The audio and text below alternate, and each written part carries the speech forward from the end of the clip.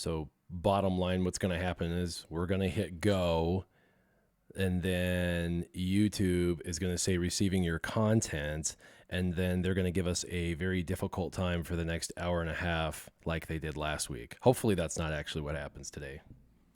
Well, they've set a precedent now, so I guess it's going to be something that they have to do every time just because they don't want people to think that, oh, hey, something's changed and things are working now. We want to just leave you on the edge every time you hit start. Yeah, and so what I see is you wearing a Colorado hat. That's pretty cool, in the form of an elk. That's nice, but isn't there something we want to do at the beginning of this live stream? Is there something we want to do?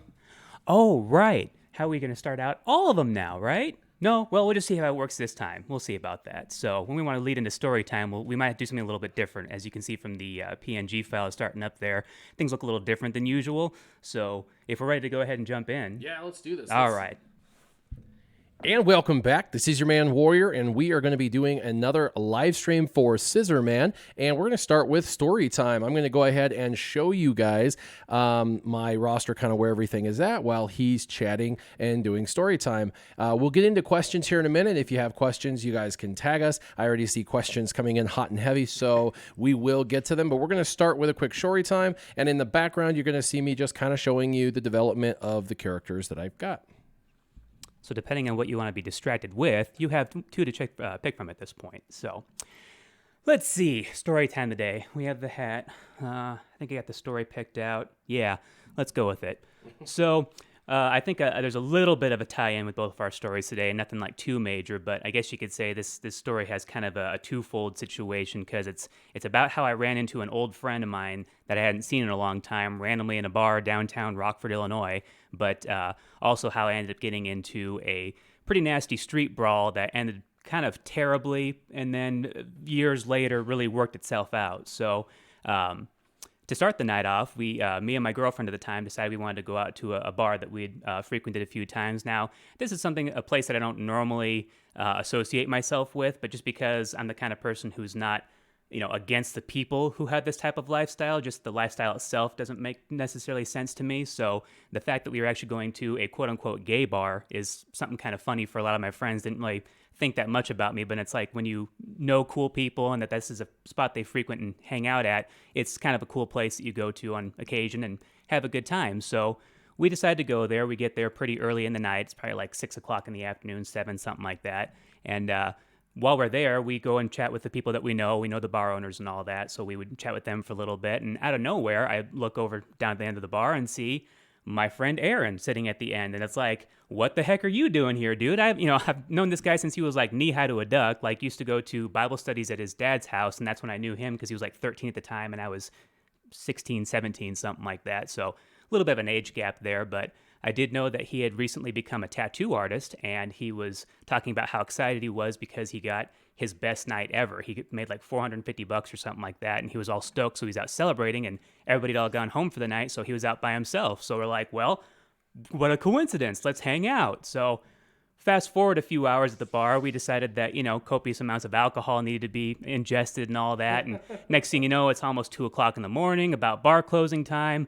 Owners say, hey guys, last call, sorry, got to kick you out, whatever. At this point, I realize that I'm giving my friend Aaron back rides across the bar, like dancing back and forth and like doing stupid stuff, being crazy, having a good time. So, all right, it's cool guys. All right, thanks Billy, thanks Nate, see you guys later.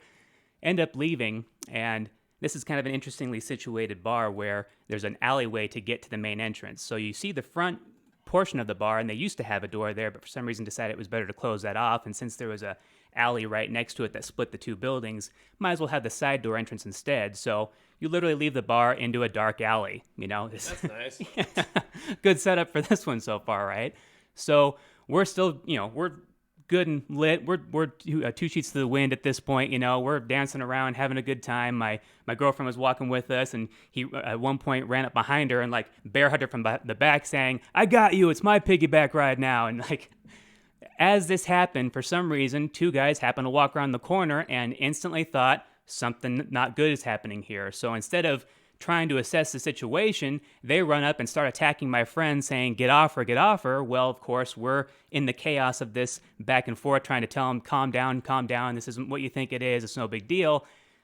Flash forward to like this blur of me literally fist fighting a guy, holding him back from everybody else, my girlfriend over in the corner basically screaming, not knowing what to do, and I can't even see my friend at this point. I don't know what's going on there because I'm too busy trying to hold my own with this guy who's just coming at me aggressively. So a few good punches are thrown, none of us really get knocked down, but out of nowhere the guy just goes, oh well, he's knocked the F out anyways, and they just kind of like throw their fist up and go to walk away, and I'm like mid-swing going like, what's going on here? It's at that point my girlfriend comes up behind me, is dragging me by the shoulder saying, he's in the street, he's in the street, he's in the street. So I'm like, what are you talking about? Turn around just in time to see at the end of the alley, my friend literally sprawled out in the middle of a downtown street that's really busy. So I jump into action like, oh shoot. I take off in a sprint to run after him, and literally as I get to the street, I see a car coming, so I have about 2 seconds to wave down and say, no, stop, stop.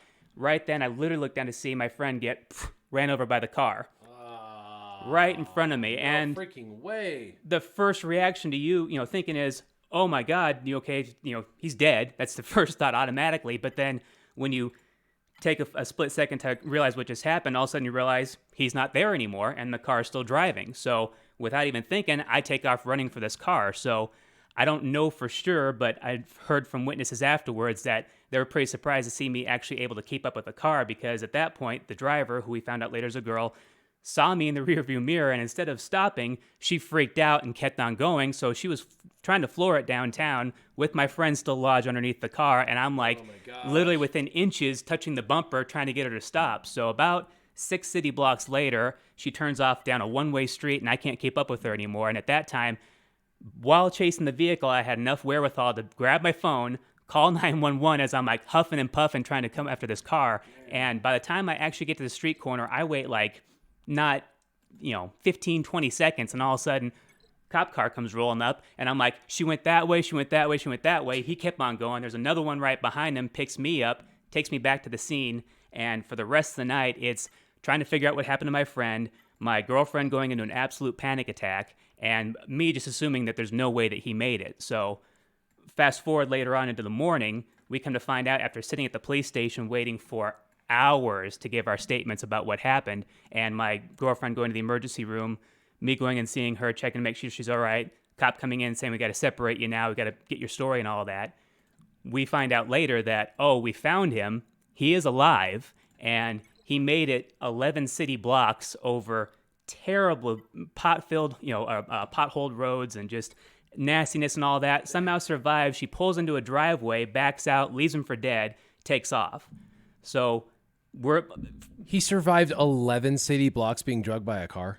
The thought that the paramedics had is that he was knocked out initially, and then the impact of the car actually woke him up enough, because his injuries indicate that he had somehow reached around and tried to bear hug the car, because most of his shoulder blades were completely worn off, like to the point of like 3rd-degree burns. Both his gauges in his ears were ripped out. He had puncture wounds all over the place, scrapes, half of his right butt cheek was gone. His heel was all messed up. I mean, it was bad. The guy was literally, drugged behind a car basically and then left for dead. So he survives that, goes through 3 weeks of real intensive care and back and forth and being in a chemically induced coma. He comes back out of it, and he's literally been knocked back 2 full years. Like, as far as he's concerned, or no, like 3 years at that point, because as far as he's concerned, when we were telling him what happened, he's like, well, why was I in a bar? Because I'm not old enough to drink. Now, he's 21 at the time, so he's, fairly young or whatever, but in his mind, this doesn't make any sense to him, because he's a pretty straight-edge guy. He's not going to go into a bar unless he's old enough to drink. So, come to find out, massive brain damage, set him back a few years, but after about 3 to 4 months of rehab after getting out of the intensive care unit, he literally got back to about 85% and then slowly started making better headway after that. So to this day, he is still got some short-term memory issues. His now wife is ward of his state basically and takes care of all his finances and all that, and he still works. But to say that going from I think he's dead to making a nearly full recovery and still having a little bit of slowness, but I mean, like pretty much being back to the same guy again is just amazing to see how resilient the human body is. But basically, that's how I went out to a bar, got into a fight, and ended up fighting for my friend's life for the rest of the night. So, Dude, that is absolutely insane that he actually survived.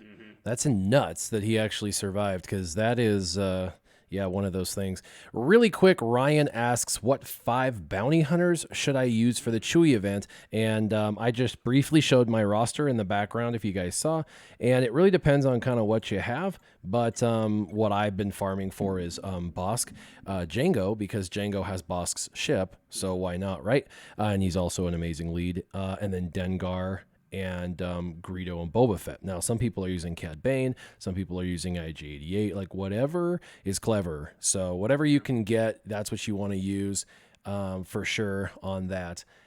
Second question, Ryan says, actually, it's not a question, it's just a statement. Ryan says that he got 6 Omegas. That's amazing.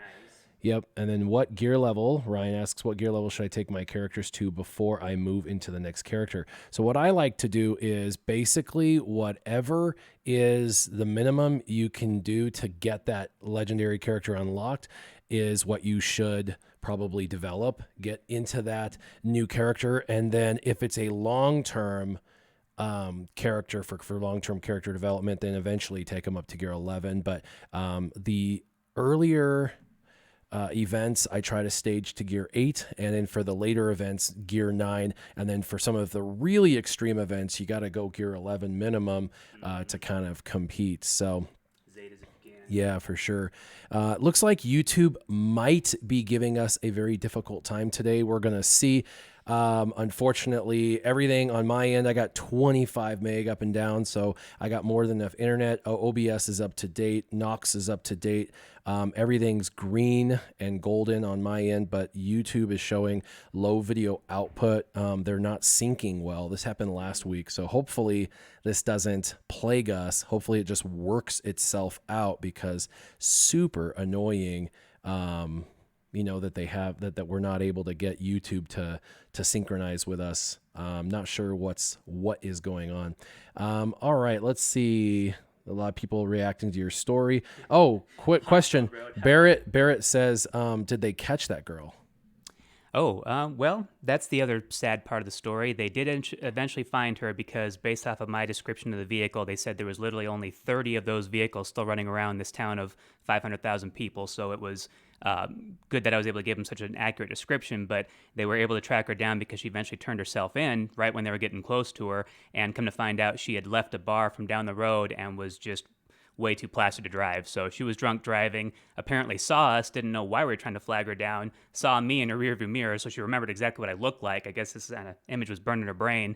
So once things actually proceeded more into criminal prosecution and all of that, she decided it was too much for her, and wrote a quick note and then ended it. So unfortunately, that drove her to just be done with that at that point. Wow, that's like 2 victims at that point. It's she victimized herself. After all of that, I could see the burden, though. I mean, knowing you ran a human being over, drug him for almost a mile, and severely injuring that individual, I could see how somebody would want that. But that's the tragedy that she had to, or felt like she had to, end things at there. So that's pretty bad. So yeah, a lot of people wanted to know what happened to her. So that's too bad. So yeah, that is. I wouldn't say justice was served. It was just unfortunate all the way around. Quick question on bounty hunters. It says, is Django worth putting the Zeta on? Both of them already have one on Bosk. Yeah, if you have that many Zetas lying around, then that would be okay. I don't Some of us do. I don't foresee myself doing Django's lead anytime soon, but eventually I'll be doing Django's unique. Django's unique is well worth it. If we come down here, whoops, wrong one. Notorious reputation. You actually, and by the way, I have a Zeta saved up, but I'm not using it because I believe I have 4 to 6 weeks before Revan returns, regular Revan, and I obviously want to use him in Arena. OG Revan. Yeah, OG Revan. So I am working on building Omegas for his abilities, Zetas for his Zetas, and so I'm going to need at least 3 of them. And so it says enemies defeated on his turn can't be revived. This is amazing and well worth the Zeta once you're trying to like finish out your stuff. This actually makes the bounty hunters really good against teams such as Night Sisters and stuff, where you need them to dead is dead, right? Like you go to sleep, you go to sleep, and his basic does. No bouncing back. Yeah, his basic does a lot of damage, I find. You know, and it says it gains 15% offense for each enemy suffering a debuff during this attack. If the target enemy was suffering a debuff, he attacks again. So not only does he hit twice if they're debuffed, but he hits both times very, very hard if the other team is debuffed. So if you can get, you know, bounty hunters that do AoE debuffs, this is going to do a lot of damage. So it's a really, really, really great Omega, and of course the Zeta is really good. So I got into the game earlier. Just, you know, I woke up and I was just like going through my dailies literally, and like blah blah blah blah blah, and all of a sudden I realized I had gone through like a third of the dailies on this account, so I apologize. Hopefully YouTube stays up in par. YouTube's showing. Yeah, YouTube is showing green now, so hopefully YouTube's gonna stay green for the rest of the day. I want to do story time. I got a interesting story. My hat is a clue. You got to listen to my story earlier, and you got to look at some pictures. Without giving away too much, do you think everybody's going to enjoy story time?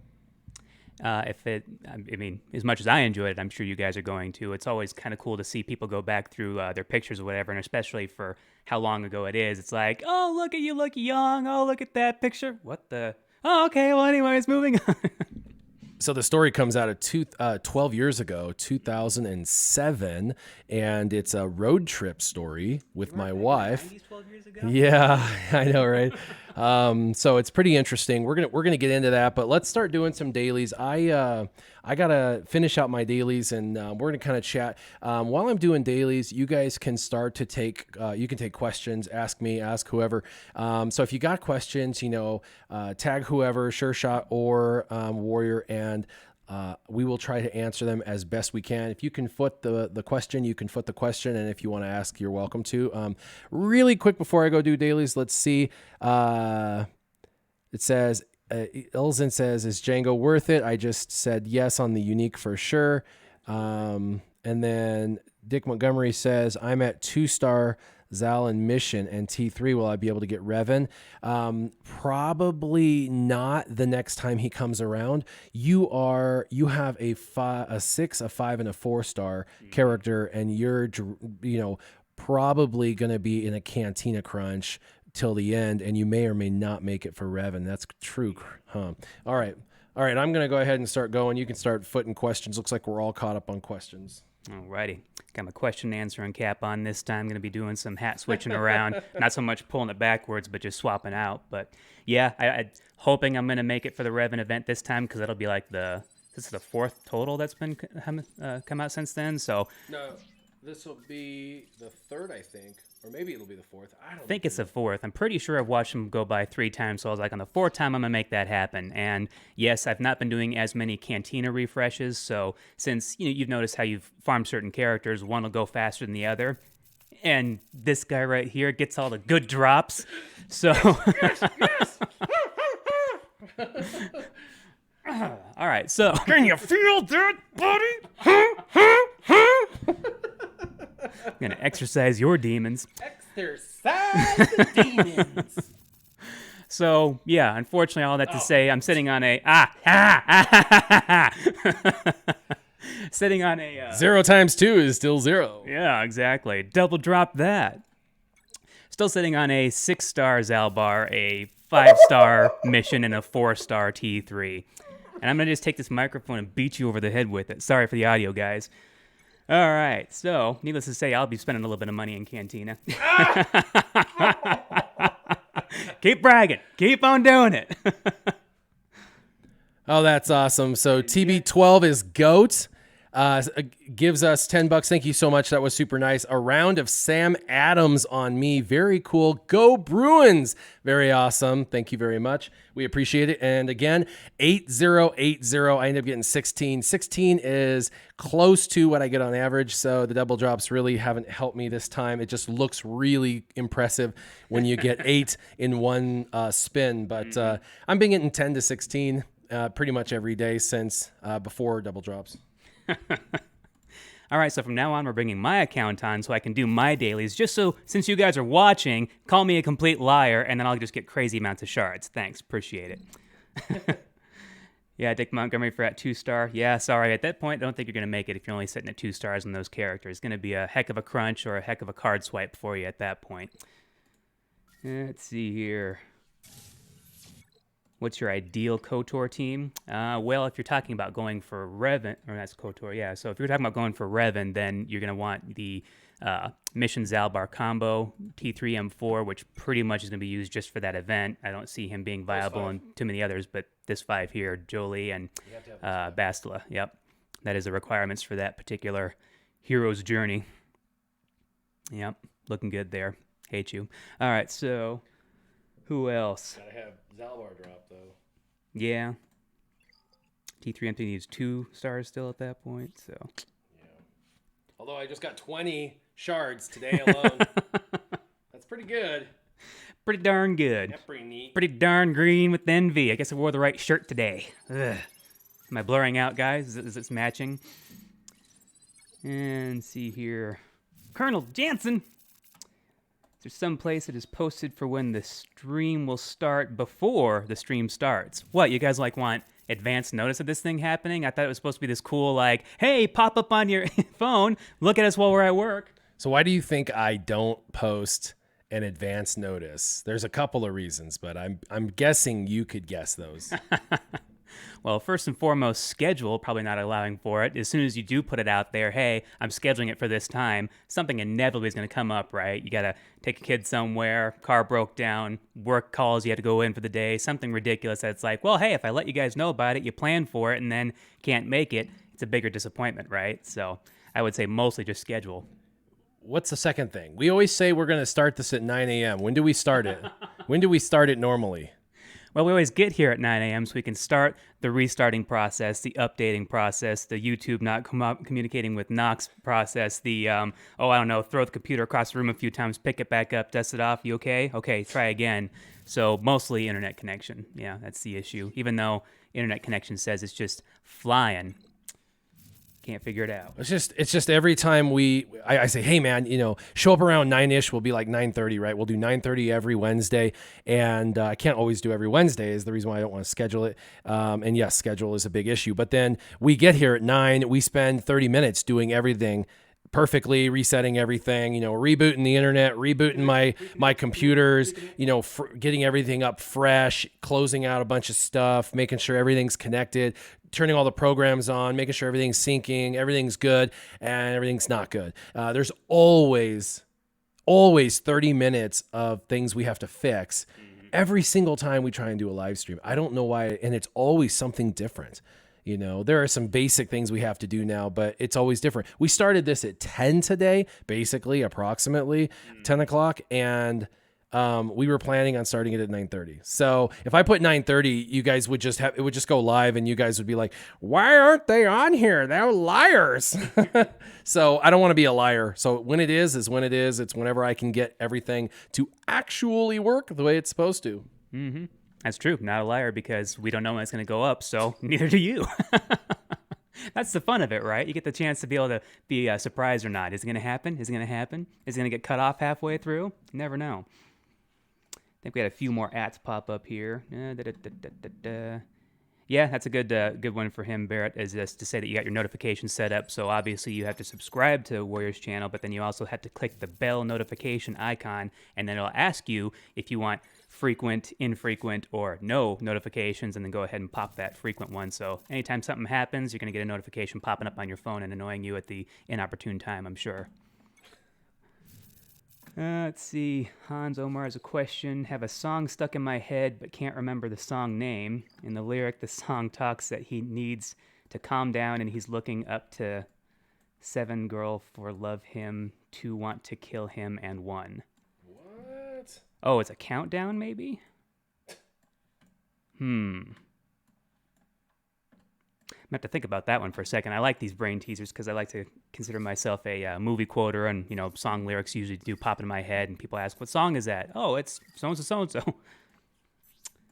Yeah, gonna work on that one for a while. Put that in the back of my head. Might get back to you on that one. Let's see here. Needs to calm down. Now I'm gonna be stuck on that for a while now. What about Grand Arena above? Not sure what that one's referring to. Maybe there's a question back up there I didn't see. Oh, is Grand Arena Championships basically Grand Arena 2.0? And will we no longer see old Grand Arena, or do you think there will be both? I don't know about that one. It's Grand Arena 2.0. It will replace Grand Arena just like Mods 2.0 replaced Mods. So what we have will be what we have. And then, of course, remember, they've already announced Geonosis, Territory Battle, Dark Side, and that's coming soon. They said on the forums yesterday, I believe it was yesterday, that they plan on that launching at the end of this month. And it looks like my guild's going to have the right GP to be able to participate in that one, but don't know what they're going to throw at us with it, so we'll see what happens. So, okay. So I already said this in a previous live stream like a month ago when they announced that Territory Battle. I actually told everybody I thought the minimum GP was going to be 180 million. And the reason why I said that was because they said it's going to be exceptionally difficult in-game content. You know, it's going to be a challenge for even the top 10 guilds. And you look at the top 10 guilds and they're like 250 million GP. And so it's probably going to require 300 to 350 million GP for a guild to really like ace it, because they want to stretch us. And so if they're stretching us to 300 million GP, that means everyone's at like 6 to 6.5 million GP, and we're only at 5.5 million GP, most people. That means there's a million GP growth that has to happen, which I think they're seeing is going to happen during the Gear 13 thing. And that's going to make a lot of the lower stuff trivial, but I don't know why they set it to 80 million GP, probably not to piss everyone off, but I can't imagine a guild at 80 million GP even being able to compete in in-game stuff. It's kind of like saying, hey, you can play the Sith Raid as long as you have 7-star characters. You know, it's true, but can you really beat the Sith Raid? Right. No. Like most, see how difficult most guilds to do heroic Sith Raid need like 100 to 125 million GP and have the right teams and stuff, and then they're able to beat it. You could be 30 million and go do a heroic Sith. You could launch it, but you're never going to beat it. You know what I mean? Because you just don't physically have the capability. So it's just one of those. I mean, I guess if you had now with some of the right characters, you probably could get a couple of people to come in and solo it, but that's not the average, right? That's the exception. So we're not talking about the exception. So I wouldn't get your hopes up too much. I don't want to hurt your feelings or anything like that, but just realistic expectations. I don't think because it has an 80 million GP ticket in that it is wise to necessarily go in and do it until you're higher up. I think you would almost be better doing the old ones and getting way more rewards than doing the new one and getting stunted and being angry and not happy and getting lesser rewards. And remember, all those like high-end rewards are going to be at the high end of the reward scale. They always are on everything that's PvE. So just something to chew on. I think they're going to try to get people to leave for better guilds and things as such. Trying to throw a shake-up at us. Nice change-up pitch, see what we do with it. So in that regard, is that something that you're going to be able to choose to try and test it out and then be able to go back to the other one? Or is that once you pick this one, that's the territory battle you're going to get from now on? No. It'll be, you get to choose 2 territory battles each time for Dark Side. So you'll get, you'll have a couple a month and you'll get to choose which one you want to launch. And once you've launched it, if you fail it, then that's just on you. But so you'll be able to launch it and check it out and see what you think. But I think after you launch it, try it, check it out, you'll go, okay, that's in-game content like they said it was. So I suppose we'll go back to the regular one since the regular one we do better on. That would be my thought. Yeah, back to business as usual. I mean, it might make you feel better about how much you actually get in the other territory battles after you go and do that, kind of get humbled a little bit and then have to go back to the same old. So, yeah, definitely like the specification there because I was curious, seeing what could possibly happen. Not sure, but maybe we'll see what my guild wants to do about that. I'm definitely not an officer in there, so I leave that up to the bigger minds than I. Let's see here. Had another question pop up. Hi, and thanks for the streams. Thank you. Jibe, Jibe, Data. Yeah, yes, that one. Yeah. Jibe, Jibe. Jib, Jab. What is the best Jedi team before we can get Thrawn and Jolee ready? Ahsoka or Anakin? Ooh. Best Jedi team before Thrawn. Well, I mean, I guess if you're not currently going for Phoenix to get Thrawn, then if you're talking just to have a Jedi team. Well, you need rebels, not Yeah. Jedi, to get Thrawn. Yeah, you need Phoenix. Yeah. But he's asking what's the best Jedi team before we can get Thrawn. So I guess he's saying what's a good Jedi team to build up before you go the Phoenix route, which, I don't know, kind of split your decision there. At that point, you'd be focusing on the team to actually get him and then having to make up for it later, I guess. So just a good Jedi team. Honestly, you shouldn't be going for Jedi before you go for Phoenix for Thrawn. If you do, then you're still going to have to go for Phoenix because you still need Ezra, probably Kanan. Old Ben is a must before you get General Kenobi. Old Ben has turn meter reduction, is pretty fast for a tank, and can ability block, which can bide you another turn.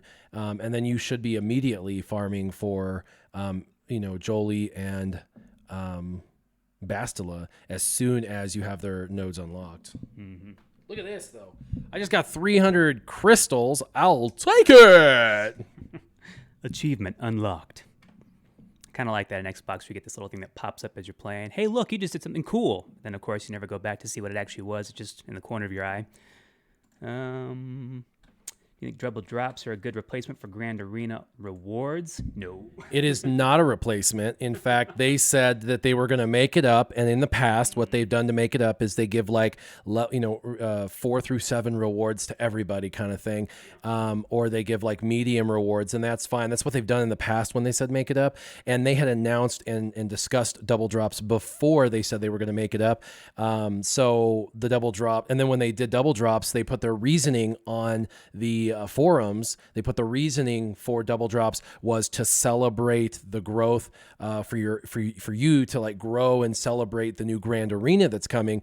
But they didn't say, oh, we're going to do double drops in honor of the fact that you guys aren't getting your rewards that we promised you. That's not what they said. So for them to say, oh, well, that's actually what we decided to do, is like saying, well, that's an internal thought that you never shared externally, and it's not your previous behavior. So you're going contrary to previous behavior, and it's not okay with the community because it's not in concert with what you've done always in the past. It's not good. It turns double drops from a bonus, a reward, a thing to get ready for Grand Arena on, like you said it was, to being a really crappy replacement for something that you normally replace with actual decent packaged rewards. So it's not a replacement, and if that's what they do, they'll have ripped us off in the sense that they'll have promised us something they didn't deliver. So they said they would be analyzing it or whatever, so hopefully that means they're going to see community opinions and change their mind and decide to give something additional. It's a virtual game. Like, it does not cost them anything to give out some stuff to us and be like, here's some of this and some of that, have fun. It's goodwill, right? And what's the one thing you can't buy with money? And that's goodwill. But you can buy goodwill from us by just simply kind of being a person of your word and honoring that. If we were going to play Grand Arenas and get a bunch of rewards, give us something superficial that looks similar to a Grand Arena reward. Don't give us double drops, because that still allows RNG. At least with that, there's no RNG. It was just like, here's your reward. Even if you placed 8th, you still got better rewards. And there's, slicing materials and all sorts of stuff we're not getting with this. So no. That would almost turn it into the happy birthday, honey. Here's the bowling ball I always wanted. Yeah. It just so happens to fit my hand, but I'm sure it'll work fine for you. Yeah. Let's see. Sounds like a personal problem. Maybe blue pill will help getting up your issues. Well, that's an interesting one. That must have been in regards to somebody else up there. So, Take It Easy by the Eagles. Take it easy. I don't know. That could be it. That could be the one. I was actually going towards that era or that generation of music, so I think we might be on the same page there, Aaron Hiddle. Let's see, Matt Garcia, hey, what's up? Are you going to do a special live stream for the new Grand Arena? Ooh, special announcements. Yikes. I'm sure it'll probably line up on the time when we're doing a live stream. I don't know if it'll actually line up the day that it gets announced, but there will definitely be content about that in these videos for sure. If not, maybe later on down the road when this guy over here gets a little more time, hopefully, there might be some actual videos about that. Weeks. And just a few weeks. That's right. think that the clouds are parting a little bit for you. Schedule's looking a little bit more bright on the horizon. You know, the possibility of a light at the end of the tunnel there. So obviously not. He's not planning on foregoing all that content. It's going to come back around eventually. You just got to allow for time. So it is going to happen. It's coming up. Let's see. Hans wants to know on the C3PO, could you get a 7-star on 9-gear Ewoks? There's a page that tells it is possible, but don't see the true what's the minimum to do okay. Well, from only going up to the 5th star note on my part, I got pretty much all Gear 9 Ewoks, all at 5-star with decent mods, and I just walked right through that. But I do know it ramps up pretty ridiculously after that. So from what I've been hearing across the board, is it's just going to be easier on you if you're at Gear 12 and with at least a Chief Chirpa Zeta lead. But it's it's possible with the right mods and with enough RNG and enough redos, you could probably get through with less. So not to say that it won't happen, and maybe taking some cues from that video can help out, unless there's anything specific you have to add to that. There's just a couple of key characters. For example, you need a ridiculously fast Poplu. If you have Poplu and you have him super, super fast, that's going to really help too. If at the beginning of your launch of it, you're starting to play and you lose a character, just stop, just reset it and just go back to beginning. Play it until after the initial opening salvo, you're like alive still. You know what I mean? Like everybody's still on the board and you're alive. Having a fast Poplu is going to help. Having really, really, really high damage, putting as much damage possible. I mean, you could use your arena mods. Keep in mind, mods can basically are gear. Mods and gear are the same. Gear is fixed stats. Mods are variable stats. So if you are not able to get to Gear 12, like what abilities are increased through those Gear 11 to Gear 12 pieces of gear? You can add that through modding, and you can effectively add an entire gear level of abilities through mods if you do it right. So mods are key. Now keep in mind, if your guys are Gear 11, you're not going to be able to put Gear 12, 6E mods because there's that threshold. So you got to remember, you can't just put your arena mods on it if it's Gear 11 and your arena mods are 6E. But my arena mods and my account are not 6E mods on my Scissorman account. So I could use my arena mods. So that's, I guess, kind of relative. Patrick McGee gave us a couple of bucks and he said, thank you very much. He said, how do you feel about Galactic Republic ships and how they hold on D? Before Millennium Falcon, it was the unequivocal best defensive team. And after Millennium Falcon, it has kind of fallen apart. But that is only because of the dispelling capability on basic of the Millennium Falcon, just able to strip away all of those really awesome protective buffs. Mace Windu's ship is awesome, and with the Galactic Republic, it works phenomenal. And it works really well as a secondary ship setup for Grand Arena. If you have that setup, you could use that as defense for Grand Arena and then use your Millennium Falcon on offense to ensure your victory, especially if you're going against really tough teams. But it just depends on kind of what you're facing and whatnot. So yeah. Ryan Fuge, before that one gets covered up, he's asking, have you heard about the Heroic Sith Raid Phase 3 loop? Not sure about that one. I don't do that one myself. Yeah. What he's talking about is the Night Sisters. They're always been Phase 3 for the most part, right. And you can bring in Jenna and Anakin, and you can use him. And you have to kind of set it up. Basically, you want to topple her so that way she gets her tenacity, because every time she's toppled, her tenacity goes up. You want to get to a point where her tenacity is 60% and then or higher, and then you want really low potency on your characters so she resists those debuffs, and then when she resists the debuffs, it helps. So you've got to kind of set it up to make sure that you have low potency, and then she gets to the point where her tenacity's up, and then basically it starts a loop where you can ramp up Asajj Ventress very, very fast. You can also get an insane amount of damage from Jenna and Anakin. Now, I've seen a video on it and everything like that. I personally haven't done it. I actually rarely run raids. So yeah, so I know about it. I know what it is and how it works in essence. I've seen a video of an individual doing it and all of that. So it's cool. It will be changed eventually in a few months. So I'm not too concerned about it. I'm also not too concerned about scoring high. I mean, I have to get in the top 10, I have to get like 30 million.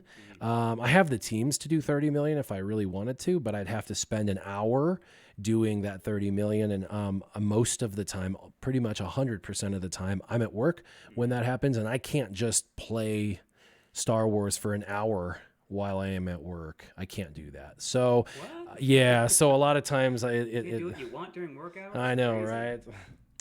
I tell you, it's like they pay you to be there or something, and they want your time to be spent on work things. It's just crazy. This world, I tell you, people are so entitled.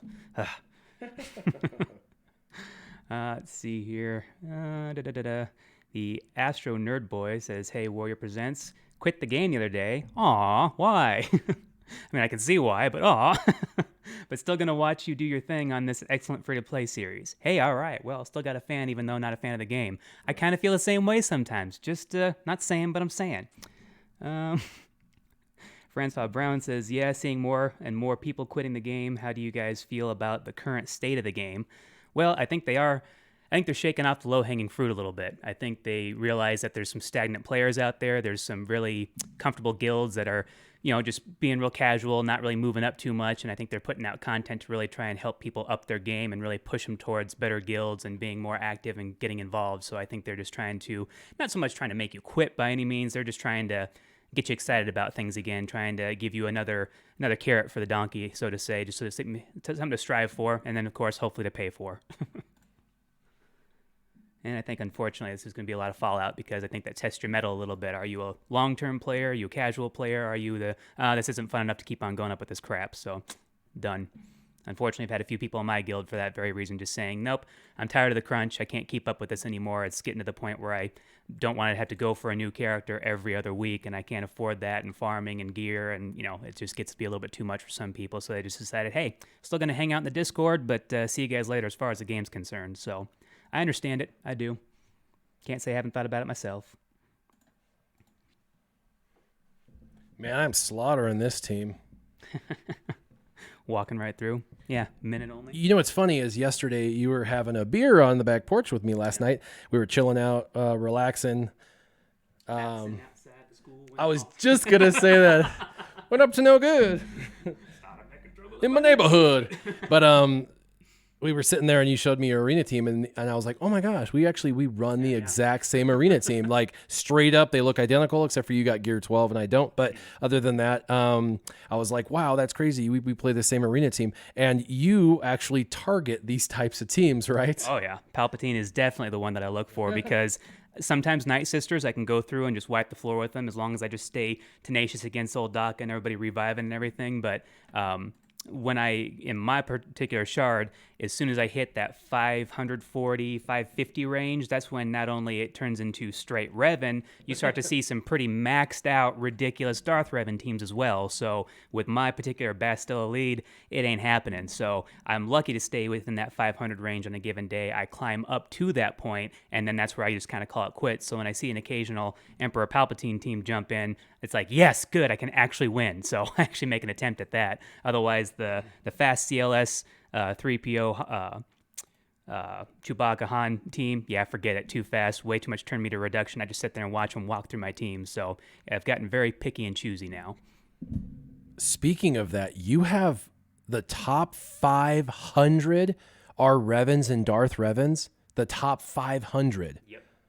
Completely saturated at that point. There's nothing else that I see. Just the occasional CLS team. Yeah, it's an interesting one. I think I got in on the tail end of a shard that was starting to get filled up and then moved to another one. So I'm guessing if I would have joined 2 or 3 months later and waited at that point, I might have gotten into a newer shard and I might be more of a top dog, but I think I'm on the tail end of an older shard. So that just kind of goes to show you that when you hit that 500 range, that you're seeing those kind of maxed out teams. It just kind of makes you, oh, because when you go and look at the top 30, top 50 or whatever, it's just across the board. Oh, a CLS team, maybe a Night Sisters that pops in once in a while. Otherwise, the rest just full of white and black Revans. Why they gotta be white and black Revans, huh? Why you gotta be like that? Because I'm a white and black kind of guy. It either is or it isn't. Don't get too existential with that. Let's see here. Matt Garcia says he. What's up? I was just going to say, I'm just opening a few of these, trying to hopefully get a couple of character unlocks. Hopefully characters I already own, so I can get some gear. Add some shards so I can get some gear. That's what I'm doing right now. Yeah. Suddenly becomes worthwhile to waste a little bit of that. Instead of waiting for the whale store for 50,000 or 100,000 you need for that 5 or 10 pieces of gear, right? Which I do wait for. I do that though. Yeah. I got 50,000, so we're good. Oh, okay. So you got a little bit to play with, yeah. When those occasional Mark V stun gun pieces show up in there for 100,000, that's when I'm sitting there going, 46,000, dang it. Let's see, yeah, Matt Garcia. Even if it's pre-recorded, what would be okay? I heard it's 5 weeks long, so maybe it's a sport tournament recap and share interesting tidbits. Maybe live stream the final rounds. Oh, okay. So he's saying make a few videos about the new Grand Arena, release those, and then have a live stream to kind of do a recap of it all. So kind of like the breakdown afterwards, the after game show. I like the sounds of that. Could be a possibility. We'll see what happens in the coming weeks. And I also wanted to ask last time, he said mod Jolie for health with a bit of speed. Is that specifically outside arena? I think that's pretty well across the board for Jolie. You want him healthy and fast. Definitely fast. And look for those health percentage secondaries in your mods for sure. We'll go look at how I modded Jolie here in just a second. You guys can pick any character in my roster and say, how did you mod that character? And we can debate it. But I was on Facebook yesterday and a guy posted a picture of an offense mod that had 10% crit chance. And he was like, is this good or trash? And it only had 3 speed. And so everybody was like, trash it. And I'm like, what character needs as much offense as humanly possible, doesn't need speed because they get crap tons of turn meter, but they need crit chance for that turn meter? Oh yeah, Snow Trooper. You know what I mean? Like, that's a Snow Trooper mod, like a supercharged Snow Trooper mod. Like, this is like best case scenario for Snow Trooper. Offense with crit chance with a crit damage triangle. Like, that's heaven on earth. And 10%, like, get him over 70% crit chance. It's almost impossible without super mods like that. But everybody's like, crit damage mod sets gonna be better. Trash, I'm like, no, trash, it's not. Throw it in the trash. No, wait. Patrick McGee had to make a note here. I thought it was funny. He was referred right back to it when you're saying that you're at work all the time and can't do that. He just says, take longer work poops. I'm sorry, boss man. I'm having a child.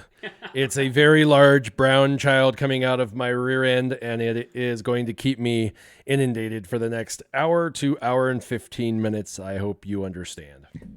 It's a health issue, and if you discriminate, I'll report you. I actually had my bathroom breaks called into question at a job one time.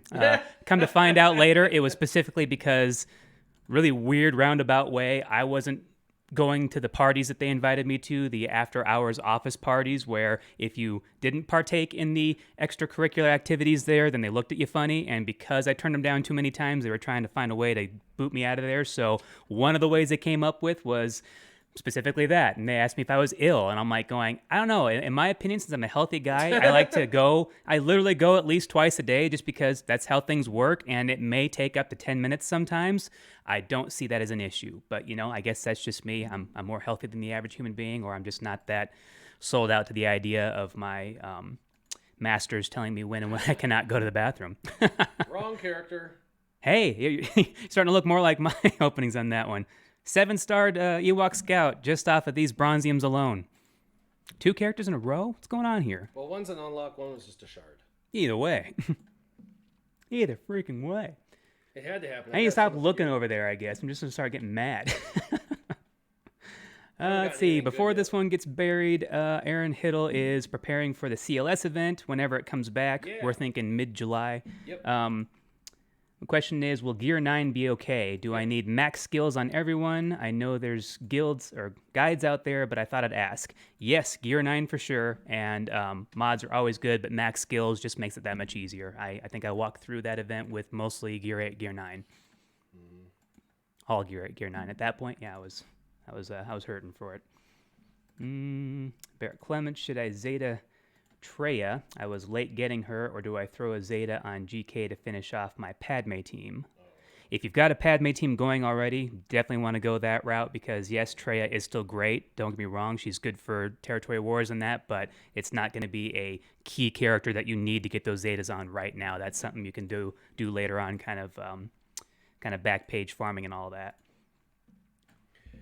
She's also one of those teams that, like, you need Darth Nihilus unique, Darth Scion unique, her lead. Like, there's 4 Zetas. Most teams have at least 4 Zetas that are like optimal for that team. So if you're working on Padme and you're almost done and all you need is one more Zeta to kind of complete that team. Then go to the next team and work on the Zetas for that team. So you could make her like the next team you go for, but definitely complete what you're doing and then move on to the next team. If you're only going to throw one Zeta on it, it's just going to make the superficial team be slightly better, but that extra Zeta on your Padme team may be the difference between people beating it or not beating it on defense, or you winning on offense or not winning on offense. Mm-hmm. But yeah, definitely finish that up. If you're right there at the finish line, don't start showboating and trip up and let 4 or 5 guys pass you. No. No. Okay. Stay on target. Astro Nerd Boy, I think he's clarifying. I quit because I tend to be more casual player. My real job means I can't dedicate time to be serious, but you guys are awesome to stream while I work. Awesome. Well, hey, glad you enjoy the banter. We certainly do.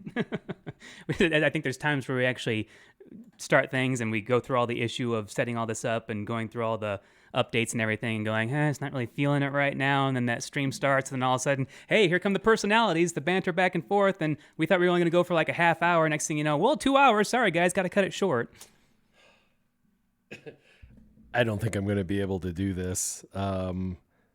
We're gonna try, but there are no available units for these because they got to be 6 stars. Is this the first or second node? This is the third. The third. Oh well. See? Yeah, I had to get a 4th ship in there. I had to get a reinforcement before I was able to get through this one. Me personally, but this is you. We're gonna try it. I like it how there's been times where I said I can't make it through certain things or my team isn't good enough or whatever, and he's like, "Well, let me give it a try. Do you mind?" I'm like, "No, go ahead, try it out." Oh, look, there I beat it. Nice and casual, just like that. Let's see here. Used to do the same. No ability block. Good. Well, Astro Nerd Boy, if you need to learn how to type, I need to learn how to read. So it's a common thing. Don't worry. We can back and forth on that all day.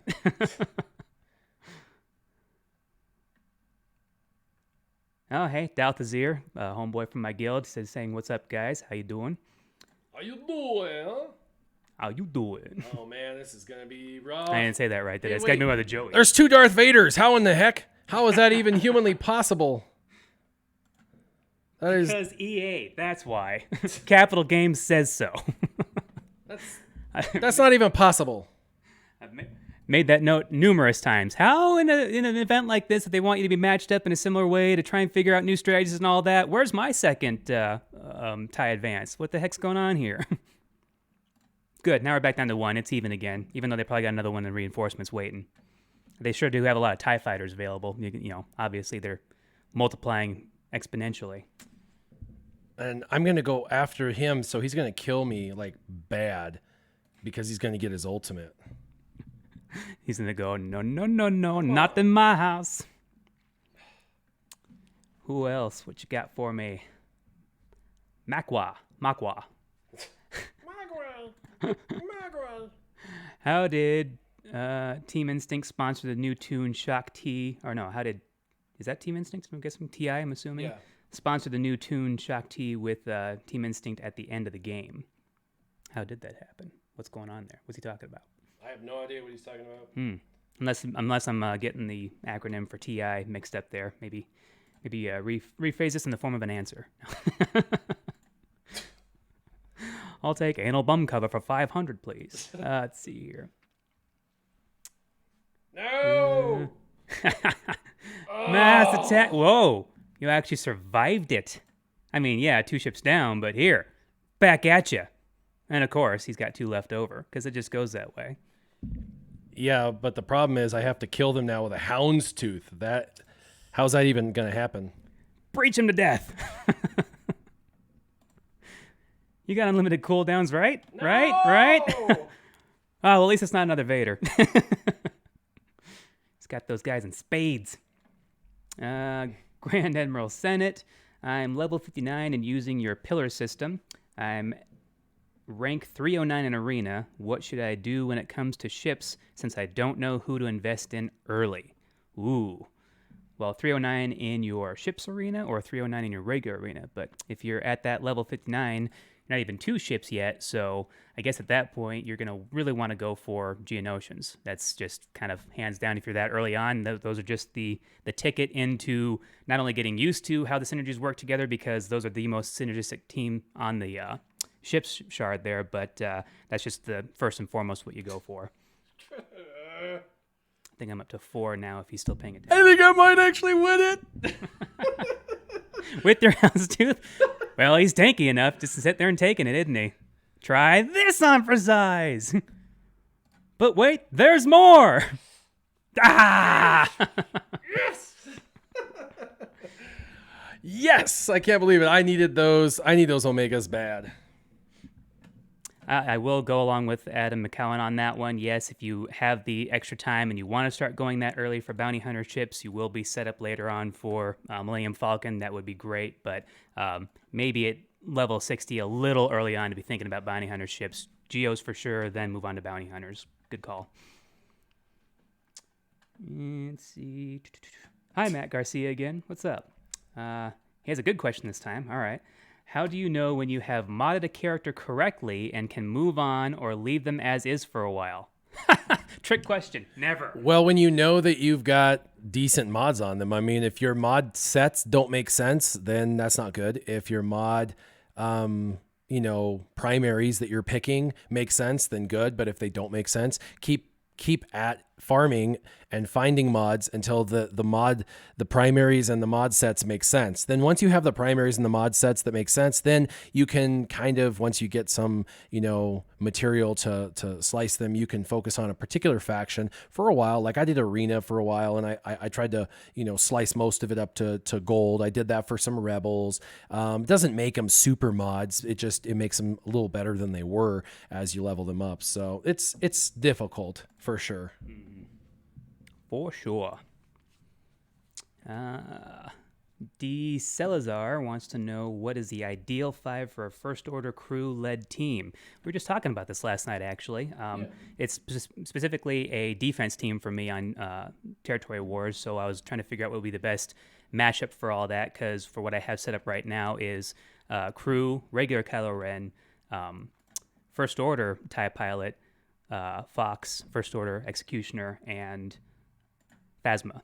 And at this point, I'm going to eventually replace Phasma with First Order Officer because I'm getting him built up. But eventually, I'm going to want to get rid of my TIE Fighter pilot for First Order Stormtrooper because you'll be dual tanked. And with Crew's lead Zeta, it's going to be a pretty nasty team to be able to get through. And if you keep on building them up, obviously, it'll get even better. So I would say both your Kylos, your First Order Executioner, First Order Officer, and then First Order Stormtrooper.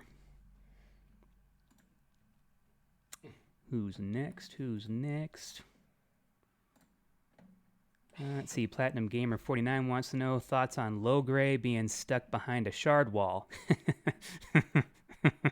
One of my frustrations, along with Jyn Erso. 2 characters that I feel are not as pivotal in the broad spectrum of the game. So why the exclusivity? Why are they so hard to get? Why are they behind that shard or the particular currency wall?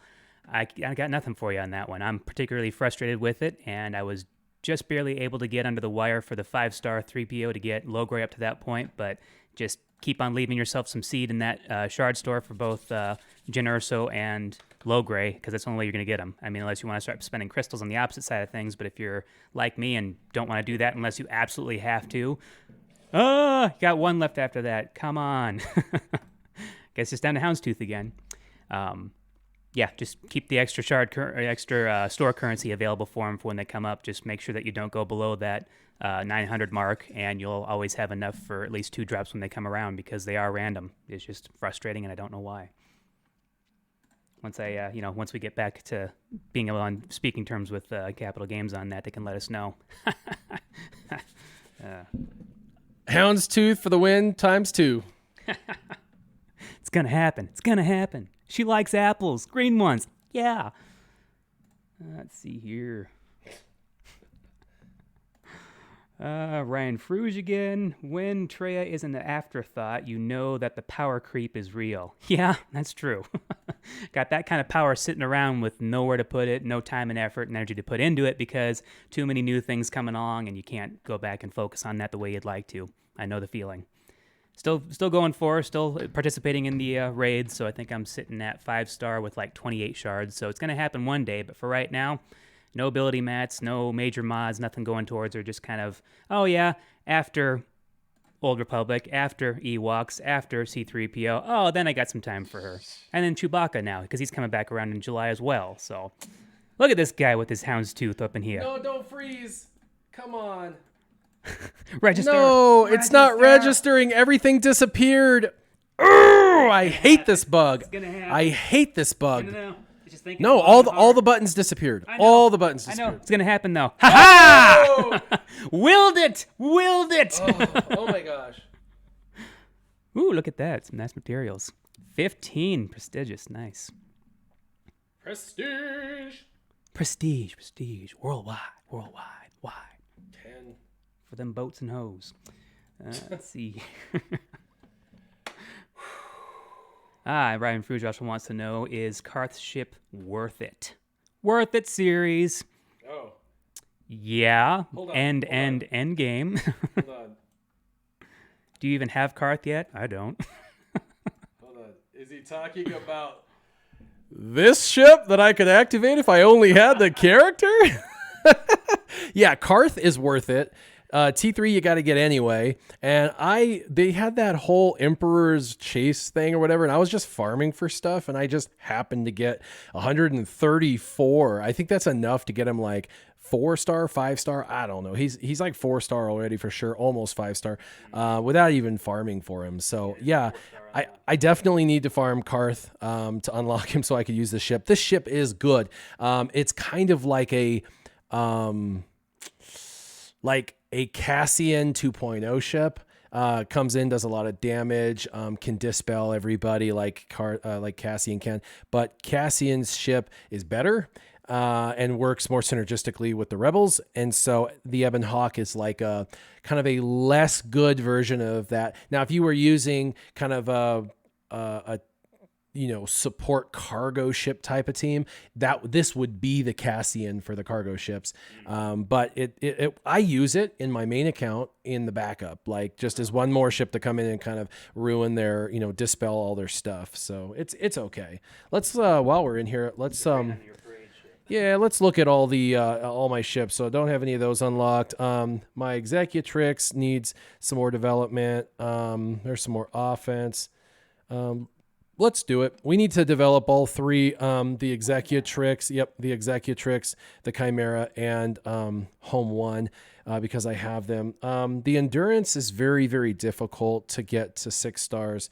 Then there's a bunch of crappy ships, and then we go into some Rebels. I got them to like Gear 7, Gear 8, 7-star, just basically enough to kind of complete the missions with them. Then I've got my Geos pretty much maxed out. My Houndstooth is almost maxed out. And then we move into what are in my favorites. What are in my favorites is Biggs is an in-game character ship, so I'm going to go ahead and develop both the character and the ship. Slave 1 and Xanadu Blood and IG 2000 are all 3 needed for Millennium Falcon, and I'm at the point where I've developed my Rebels, I've developed my Geos, so now I'm starting very slowly to shift over to Bounty Hunters. And then I've got TIE Advanced. TIE Advanced is just one of them overpowered you got to do. And then Cassian and Biston are current meta. They work really, really well in the current meta. And the thing with ships is meta does not change often. It goes like a year or two before they like switch it up. So Bounty Hunters I will not regret the Bounty Hunters. I will not regret the Rebels. I will not regret getting the Geos up. Those are all ships that you'll need. So this is my favorites, and the reason why Home 1 is in my favorites is because I need to get it 7-star, which sucks because you can only do that event like once a month, and I'm trying to get him and his ship to level 85. So like I can do that actually right now. All right. Yep, because I needed to finish off leveling up that ship. So there's that. But yep, so those are the ships that I'm kind of working on.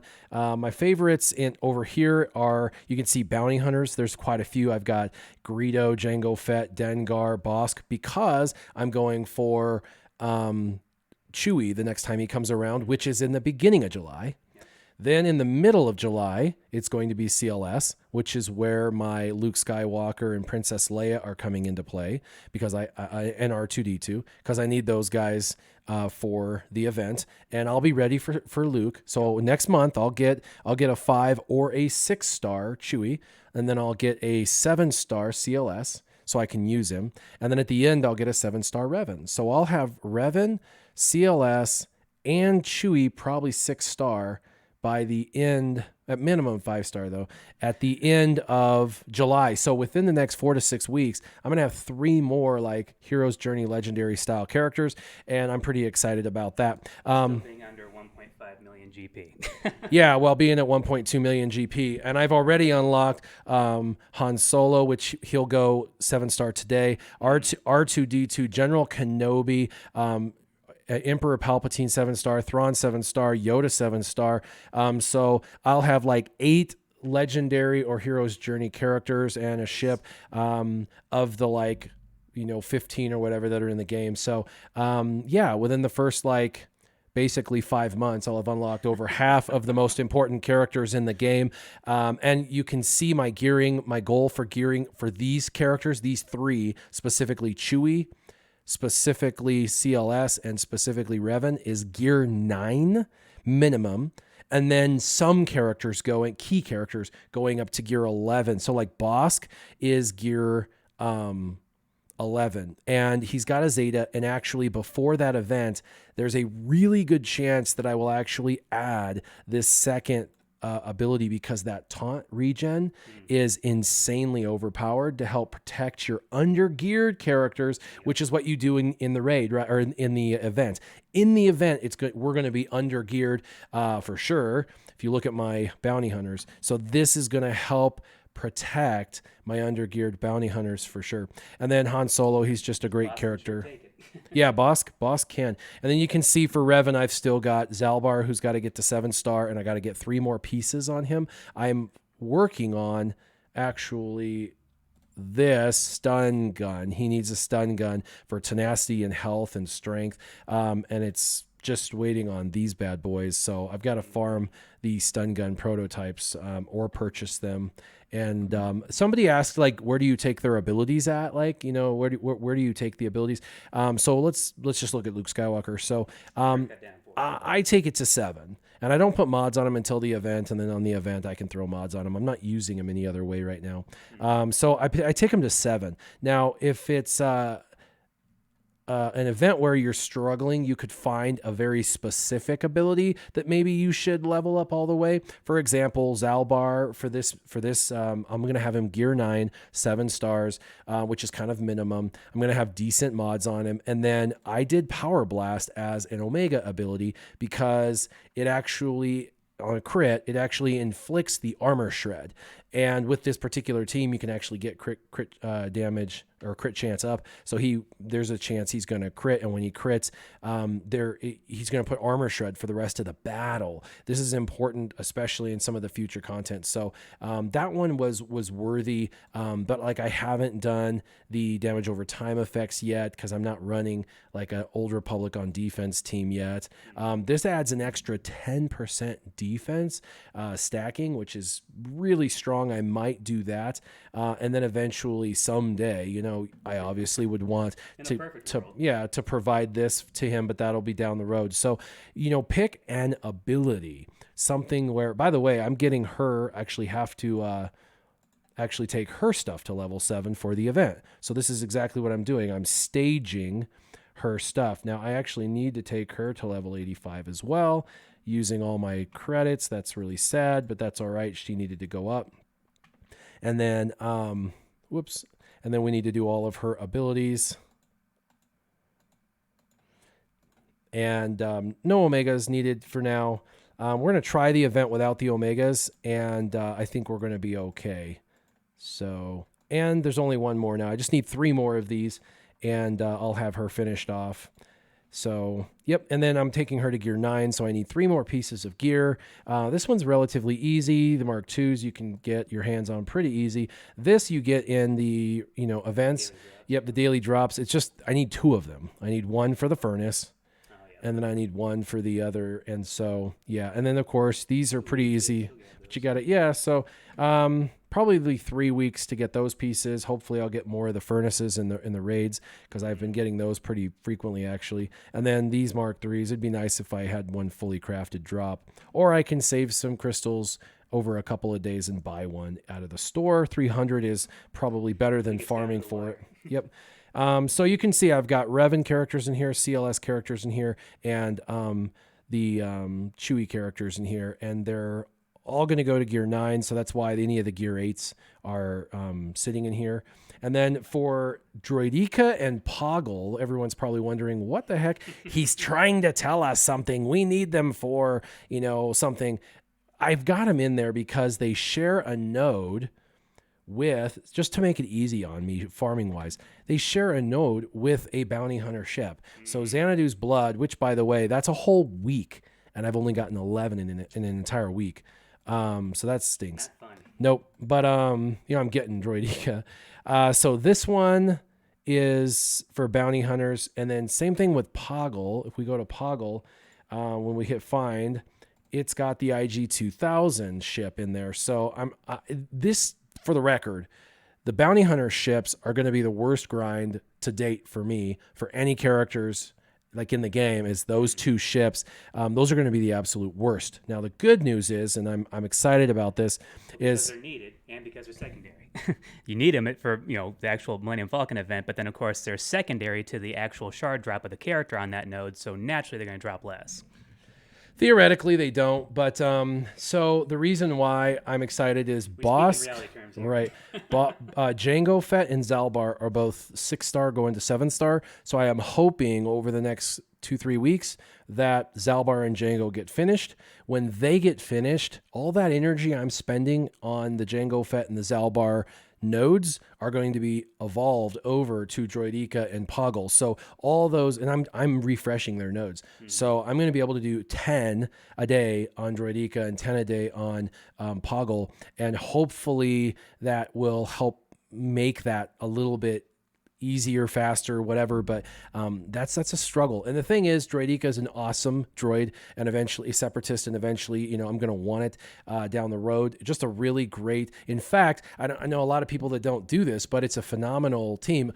A Warriors tip of the day. You guys get ready to write this down. You know how everyone does the Darth Maul teams? Yeah. And they, go stealth and all of that. Mm-hmm. Trade the stealth back and forth whenever it's good. Yeah, you try and hit them and they go stealth, and then, or they're just stealth to begin with, and you're like, oh my God, I can't do anything.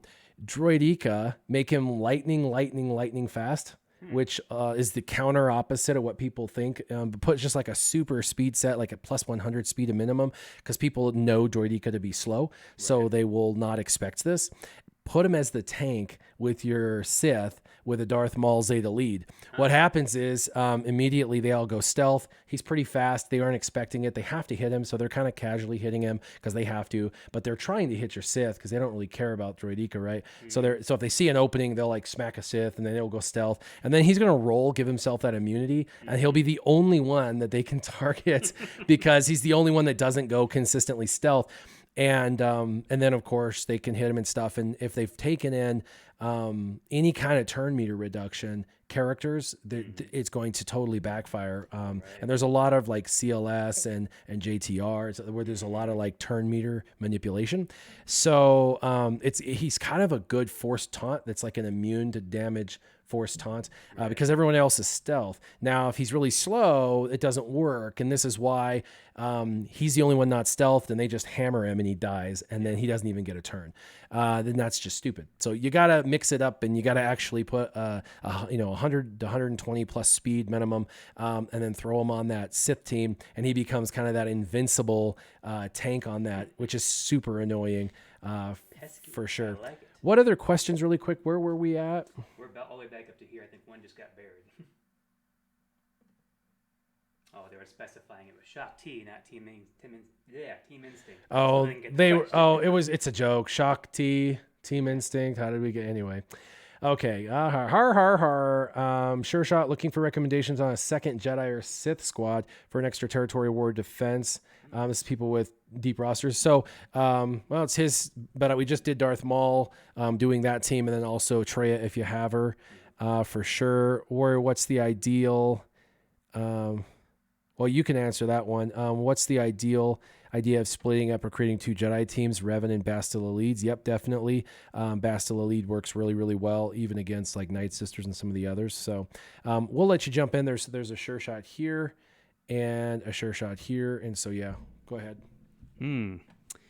Well, as far as second Jedi and Sith squads, I do like Darth Maul just specifically for that stealth, bouncing back and forth, and as soon as you're chewing away at one guy, he has to pass it over to somebody else, and then you can't hit him. So that's definitely a good call there. You want to have Savage and Sith Assassin in there if you can for that particular team if you're not using them elsewhere.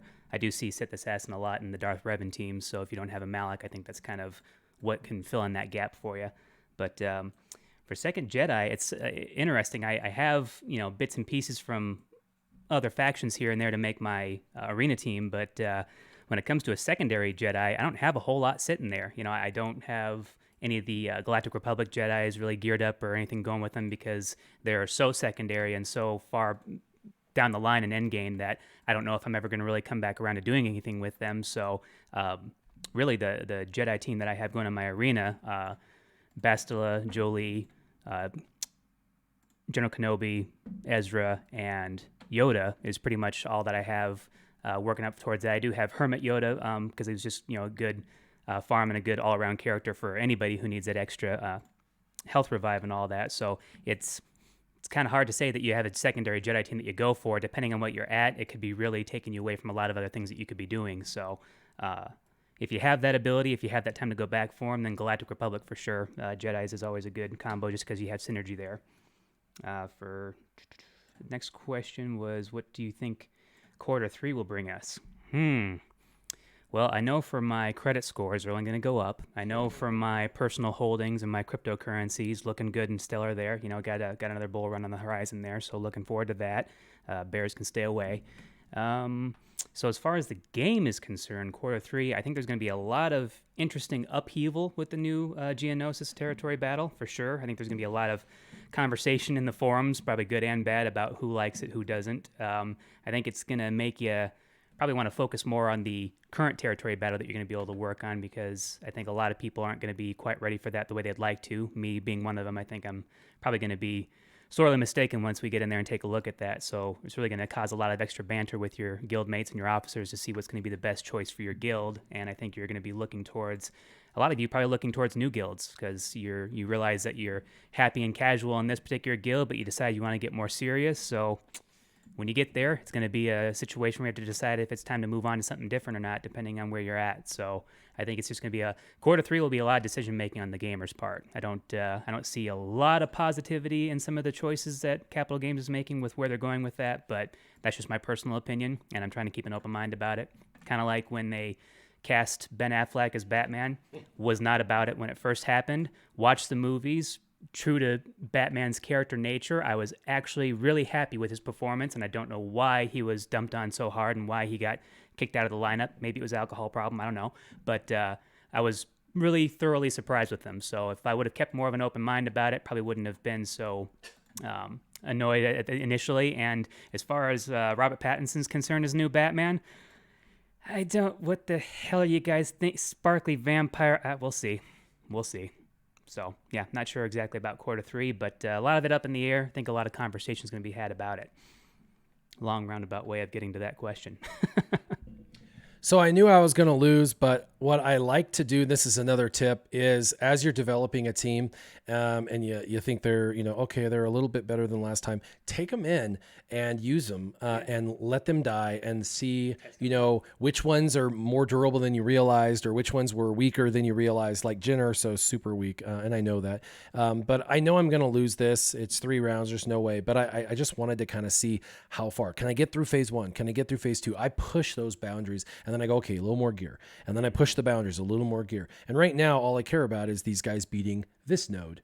because they're not needed in day 1. They're only needed in day 2 and then later on. So I'm not worried about later on. I'm worried about this node because this is the first node they're required. And I have a team finally, 5 of them. Now, these are all required for ships, which is why I've developed these characters mediocrely, which is why they're going to die. But take them in and test them, like see where they're at development wise. It's going to help you in the long run determine how much gear. Now eventually, I mean, this is a free to play perspective, that is, because I mean, if you're a dolphin or a whale, you're going to eventually take them all to gear 12. I get it, but that's not the case with free to play. You got to hyper focus on who you're going to focus on. Minimum resources to win is what you need, because you have to put resources into every single thing. So just a thought, a tip of the day. Dun, dun, dun, dun, dun, dun, dun, dun. Test your might. Let's see here. Mortal Kombat reference for those of you who aren't paying attention. Platinum Gamer, glad to know I'm not the only one about to throw my phone due to the greediness. I think that's referring back to his question about low gray shards and when they drop. And yeah, I can see. It's not alone there. Definitely feeling the frustration for it. Barrett Clements wants to know, do we think that we are getting a new Kenobi for the capital ship? I wouldn't assume so. We've already gotten tweaks on him. He's got a new Zeta now that's going to work with the Galactic Republic. So I would say he's probably just set up now better for the ship when it comes out. So I would say, in my opinion, he's probably going to stay the same. What do you think? Well, I thought they're just going to use the General Kenobi in the game, because they kind of referred to it, General Kenobi and his negotiator. So they kind of referred to him like they're bringing a ship in for him. But knowing them, a lot of times they do bring in a new character for a new ship, and it's like, ha ha ha. But they have brought in plenty of something new for you to yeah, but they've brought in plenty of ships that they've decided, like Anakin, for example. They kept Anakin, and then they just gave him a ship because it'd been requested. General Kenobi, people have been requesting his ship for a while, and now it's coming in. So I think that's speculation, and I think that speculation is probably wrong. But I have been not surprised by changes in the past. So there's a really good chance that that happens. But I think that the chance is less that happens than actually just using the General Kenobi in the game. Never going to pass up an opportunity to make you guys have to work harder, right? Make all of us work harder. Darth Mar, yeah, a little late to the show. You can go back and catch the first story. Otherwise, second story time is coming around here. Haven't missed that part yet. Actually, might need to scroll down a little bit here because I think there's some new questions popping up. We went back too far. Ryan Fuge wants to know, would you add clones to the farming guide because of Shock T? No, I wouldn't. Just like... there's a lot of stuff that's not on that guide is really designed to kind of give you like a 12 to 18 month guide on head start. Like, this is what you should do for the first 12 to 18 months. And then after that, you should hopefully kind of know what you're doing and kind of how to develop it. And everybody can, when they get a good grasp on the game, they can start to decide for themselves, like, heck with the pillar system. I know what I'm going for. Okay, good. When you're focused and you want stuff, like, don't listen to me, like, do your thing.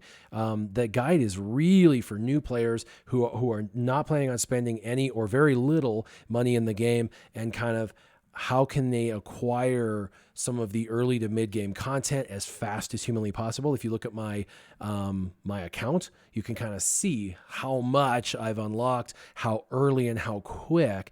And I've made some slight tweaks to a couple of my pillars, and I've told people that they can do that, and they should. For example, I moved First Order and Old Republic. I just flip-flopped 3 characters for 3 characters, from Pillar 2 to Pillar 3 and Pillar 3 to Pillar 2. Just those 3 characters. Everything else I've done exactly as my pillar system. But that is the freedom to do kind of what you want. So, what you really, really want. Matt Garcia probably answered this one for you. It says he'll have another Zeta coming up with Revan coming up. Should he save it for Revan or Jolie? I think hold on to that until you get to the Revan event, because the Zeta on Jolie could possibly help you get him to that 7th star and finish it off if you really need him and he's not up to par for that. Otherwise, if you can run right through and get your 7-star Revan, then definitely save that Zeta for him and his leadership ability, because I think that'd be the first one you want to go for when you get him. So if that's your focus and you only have one to work with, feel out the event first, see if you need to throw that on Jolie to get him first, and then worry about that later. Or if you run right through and it's not an issue, then leave that for Revan after you get him. Who else? Already answered that question. Yep. Doubt said, yeah, Matt, you do need all the Zetas, sure, of course, but given the situation that you're in with the time you have, I would say that's probably the best advice I can give. Grand Admiral Senate wants to know, how's Grand Arena? Oh, as in how's Scissorman's Grand Arena? How's Probably. Yeah. Is that even going right now for you? Well, no, I mean, it's not as in like it's not active in this moment, just how's it going in general? It's going great. I've gotten first place a couple of times. I've gotten second place a couple of times. There's been a couple of times where you go in and the individual's got, 1 million GP on characters and I have 500,000 GP on characters. And it's like, he's got 11 Zetas and 12 Gear 12. Like there's not a whole lot you can do when that's what you're faced with. It's just, it's a physical impossibility to win at that point. Everything is superior and you don't even get turns when your team goes in. So it's not even like you can play it right. There is no play right when you're that outmatched. They're trying to work on that and keep the play match from being like so bad. And it is, for the most part, it's been okay. I've had a number of them where we're pretty well matched, pretty close, within 100,000 GP. And if it's within for my level, I mean, that's like 10% of my GP. If they have a 10% GP boost, I can still compete. If they've got a 50% GP boost, it's over. So yeah, it's like one of those things where all in all, it's going really well.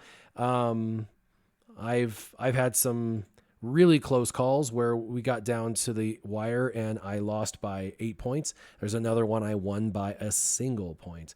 I had another one where I won by 3 points because if both teams clear, it's a matter of efficiency.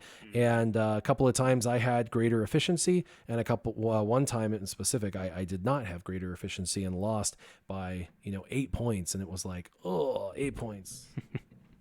Yeah, for my Grand Arenas, it's been interesting to see that usually they match me up with somebody overpowered enough that they just anticipate me losing that one, and then for some reason the next two after that are kind of gimmies. They are much lower, they didn't set good defense, or they just, did automatic sets and then didn't actually go and participate. So I usually get that first loss, the next two wins. The only time I've gotten first place in my Grand Arena was the first guy should have won. I think he either didn't participate at the right time or I forgot how the scenario actually ended up working out, but after I went back and checked and saw that I won, I was shocked because he was definitely the better player, at least as far as lineup was concerned. So I ended up getting through on that one. The next two were just really low-powered guys that made a good attempt, but I kind of felt like, well, why'd you match them up against me when they didn't really have a chance? So that was a kind of a give me first place. Otherwise, I usually get second place in my Grand Arenas because of that first loss, 2 wins. It's interesting repeat each time. Let's see here. I believe I already answered. Well, a couple people already tried to answer the question for him about his lineup coming up for Revan, so we got that one covered, at least I think a couple of times. When you get a chance, actually, you can come over here and scroll down for me. Yeah. So are we good with all those? Yep. I think we're caught up now. Mm-hmm. Yeah. Where are we at? Somewhere around here. What's up, Xylo Takedown? How's it going? He's shouting us out. He's always with me for the most part on Saturday morning, so that's pretty fun. He represents Inferno Squad. That's pretty cool. My brother's in here. Andrew says, what's happening? LOL, hey. Ben Flapjack. Where's Ben Flapjack? Is it back here? I don't know. I don't know. What's that in reference to? Yeah, I don't know. I can't see someone. It says, as SureShot speaking on Poggle, I have him at 40 through 100 on Bronziums. That's funny. But with Darth Revan coming, will Malak come as well? Is T3 a character that needs geared up? Not really. He's the one you're going to omit for that. And then Matthew, what I want to know is who in Lord Green Earth is evil enough to dislike this live stream. Some sick people out there. Oh, it's all good. And Just then because, that's why. They probably didn't even watch. Dom Quintana says, at Warrior, should I say to hell with it and spend 40 to get the rest of the shards for Darth blank? Sure. I don't know who that is. Honestly, if it's someone that's farmable and it's a relatively easy farm, I wouldn't. Because you're going to save yourself a week or two of farming. That's it. But if it's for somebody else, and then Nightmare says, is Scissorman ready for Darth, Revan, and Malik? That's a silly and funny question. Because definitely no, not for sure. As soon as he gets the 8 and 9-star warrior and SureShot. Yeah. Yep. And then we're down here and we're at SureShot basically. And then take down Xylo says, thank you, Warrior. What's up, man? Oh, Andrew says the movie Ben Flapjack. Ben Flapjack. Okay. So that's, Have I seen that one? that's funny. All right. So you're at Matt B. All right. I'm going to go ahead and finish this battle out. I'm just going to go ahead and sit here and stop looking all badass doing my nice little waiver. Come on. Come on. We've been psyched up for a while, Warrior. Play us. Matt B. My thoughts on EA's AI patent and its possible use in EA games. I think it's interesting that they try to say that they have it, but they don't use it. EA wants them to use it, but they're not going to because they don't think that's fair. You're playing both sides of the fence there, Capital Games. I think that you obviously have that for a reason. I don't think it's just sitting there in the backlogs as maybe we might bring it around. I mean, we could do this to make a ton of money, but we don't want to. BS. I mean, why would you file for patents? Why would you have them? Why would you have that sitting in your arsenal in a situation where we know darn good and well you're just about making money and not appeasing the fan base? So don't sit here and piss down my neck and tell me it's raining, all right? I know what's going on. You have it. You're using it. We've uncovered it. We've brought this up. We found you out. Best thing to do now is just to say, hey, you know what? That's part of doing business. That's part of being a big corporation. We're in it to make money. We're not here specifically for that. Yeah, we'll throw you a bone once in a while, but we have this and we utilize it. Everybody's going to utilize every tool in their arsenal. Don't sit here and tell me you're not. Like you've suddenly grown a heart for your fan base and for your paying people. No, I don't think so. I think her official statement was it's an EA patent and it's used in certain EA games. Right. And she said she's not aware of anything like that being utilized inside of this. And the developer is the software engineer and she's the leader of their team. So she should be aware if that patent is being, that technology that's patented, that software that's patented, specifically that program, if it's patented, if they're actually utilizing it or not, she should know. So when she says no, I mean, you kind of have to take her at good faith that they aren't using it.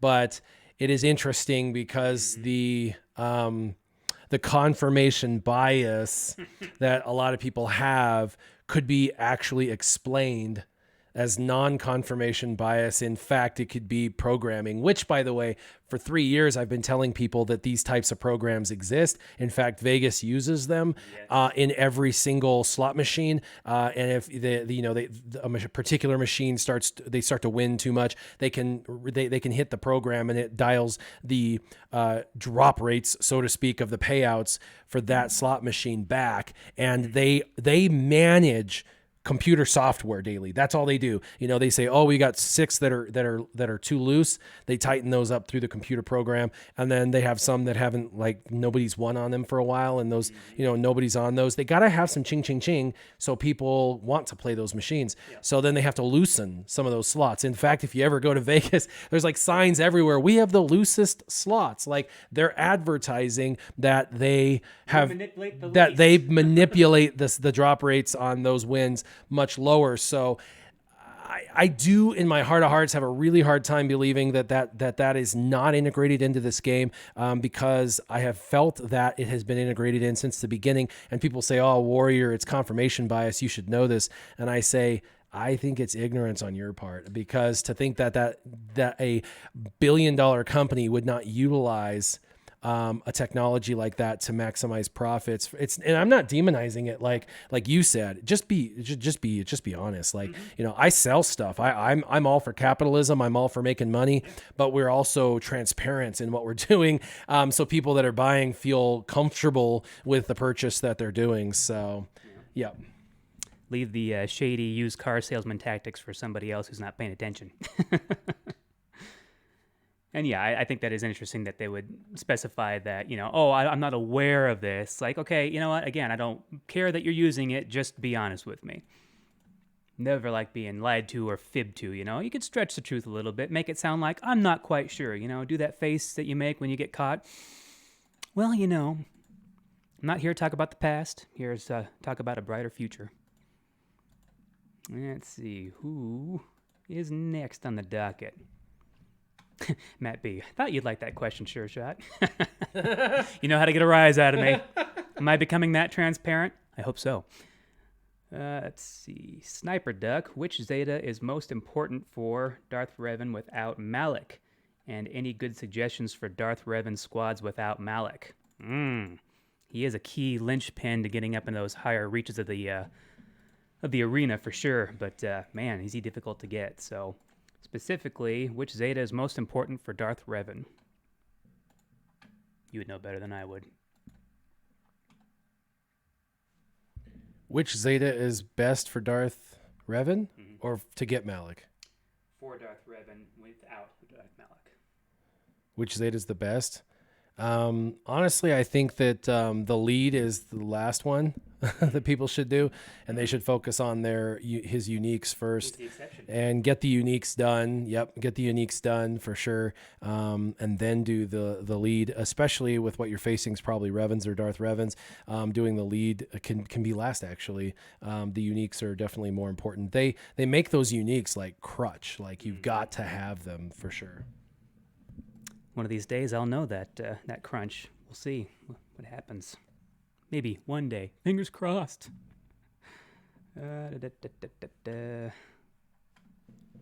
Nightmare. Does Team Instinct place bans on zones in Territory War to count the number of rogue actions compared to successful battles? If not, do you think it's useful? That's exactly what they do often to track that. That's a really great way of tracking it. So you put it so that way when they go in, it says, do you want to, violate your code of ethos that your company, no, just kidding. But they make it sometimes so that way they can track the rogue maneuvers because every time you do a rogue one, then they know. And that way, so if people go in, you can't be like, oh, who did that?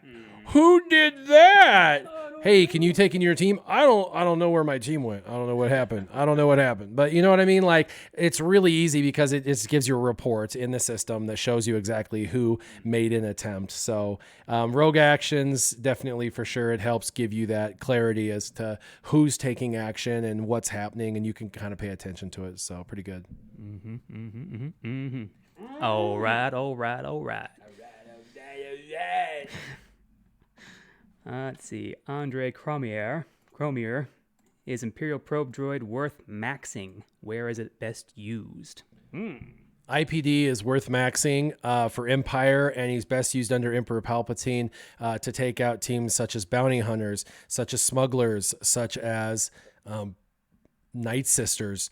And when things go south, boom, you can take care of business. Let's see. Darth Ascenriel wants to know what could they implement. Well, ask me what could they implement into the game to help free to play more. Something simple that wouldn't break the game. Man, I might need to collect my thoughts on that one a little bit. I'm sure there's been plenty of things I've thought about over time, but right now there's probably like 15 different things off the bat that I'm like, change this. So the best thing that they could do for free to play is first, looser slots, right? Just let drop rates be bigger. Everybody who's been playing for a long time.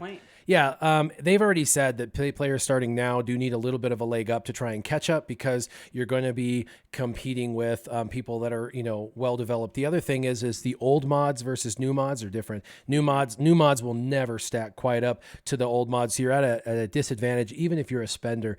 So having the right gear actually drop in gear challenges, the right gear meaning gear that you actually need, and or rotating it, and or putting in 3 times as much types of gear and then letting it drop random of different gear that you need. So you can get stun cuffs from, that you could get the stun gun, the actual gun portion through, the events and stuff. So you can actually develop at a slightly faster pace to catch up, because while it may not be fair for the original player like me to let a brand new player try and catch up to me, that's what's best for the growth of the game, because this game's the game's already halfway over and we've already had a ton of people quit, and the only way to replace those people is to make the new people happy. And what are they going to do? They're going to get a few characters geared up a little faster than we did. They're going to get a few characters farmed up a little bit faster than we did. That's okay.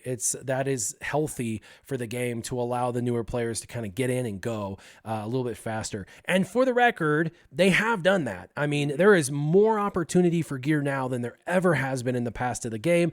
I love all of the opportunities. I mean, like the smuggler stuff for the mods and the credits, and what I just did with ships this morning, that cargo ban, that didn't exist. So that's the kind of stuff that they need to do. I also think that refresh rates should go down. So for the old characters or the old people playing, they're not going to be refreshing much because they've got most of the stuff, right? Well, the new players would potentially refresh a bunch of stuff if they had the ability to refresh it and it mattered, but it doesn't matter. And so if they made it matter, they would possibly get some of these people who are free to play to dolphin status to spend if there was more of a light at the end of the tunnel. But when it's really difficult, there's kind of no point. So you just kind of play it to have fun, and then just kind of let the chips fall where they may. And those who are more focused and in better guilds do better, and those who are less focused in worse guilds do worse. And so, yeah.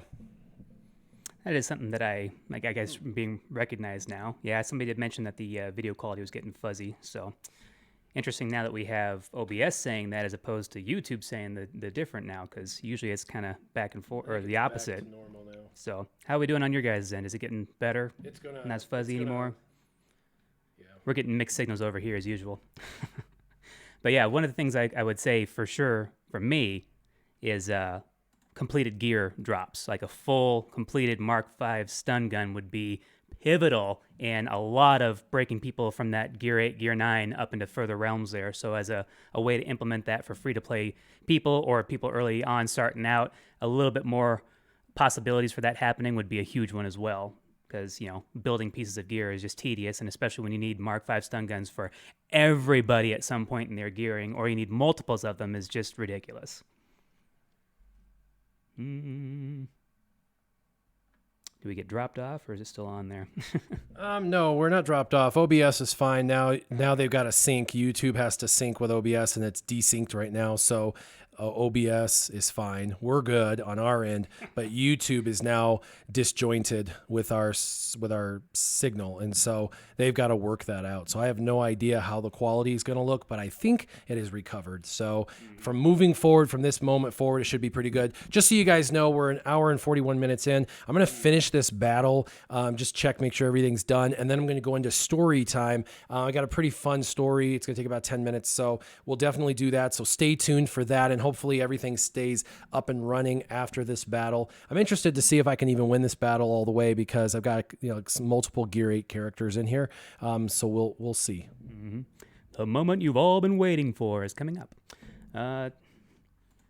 There's been a couple questions yet again about the double drops being the replacement for Grand Arena. We already spoke on that a little bit. No, that's not the replacement. They've already announced before all that the double drops were coming, so that is not the compensation that they're cheaply passing off onto us. That's not what what they're about right now, at least from what they've said. So, and yeah, Matt B says he's been watching this stream almost weekly. So yeah, he's getting to know us a little better. I could see why. Canadian FX. How do you guys feel about the double points for? Yep, already got on that one. Darth Mar, for me, it works well. Thrawn as 5th in the Darth Revan team since I don't have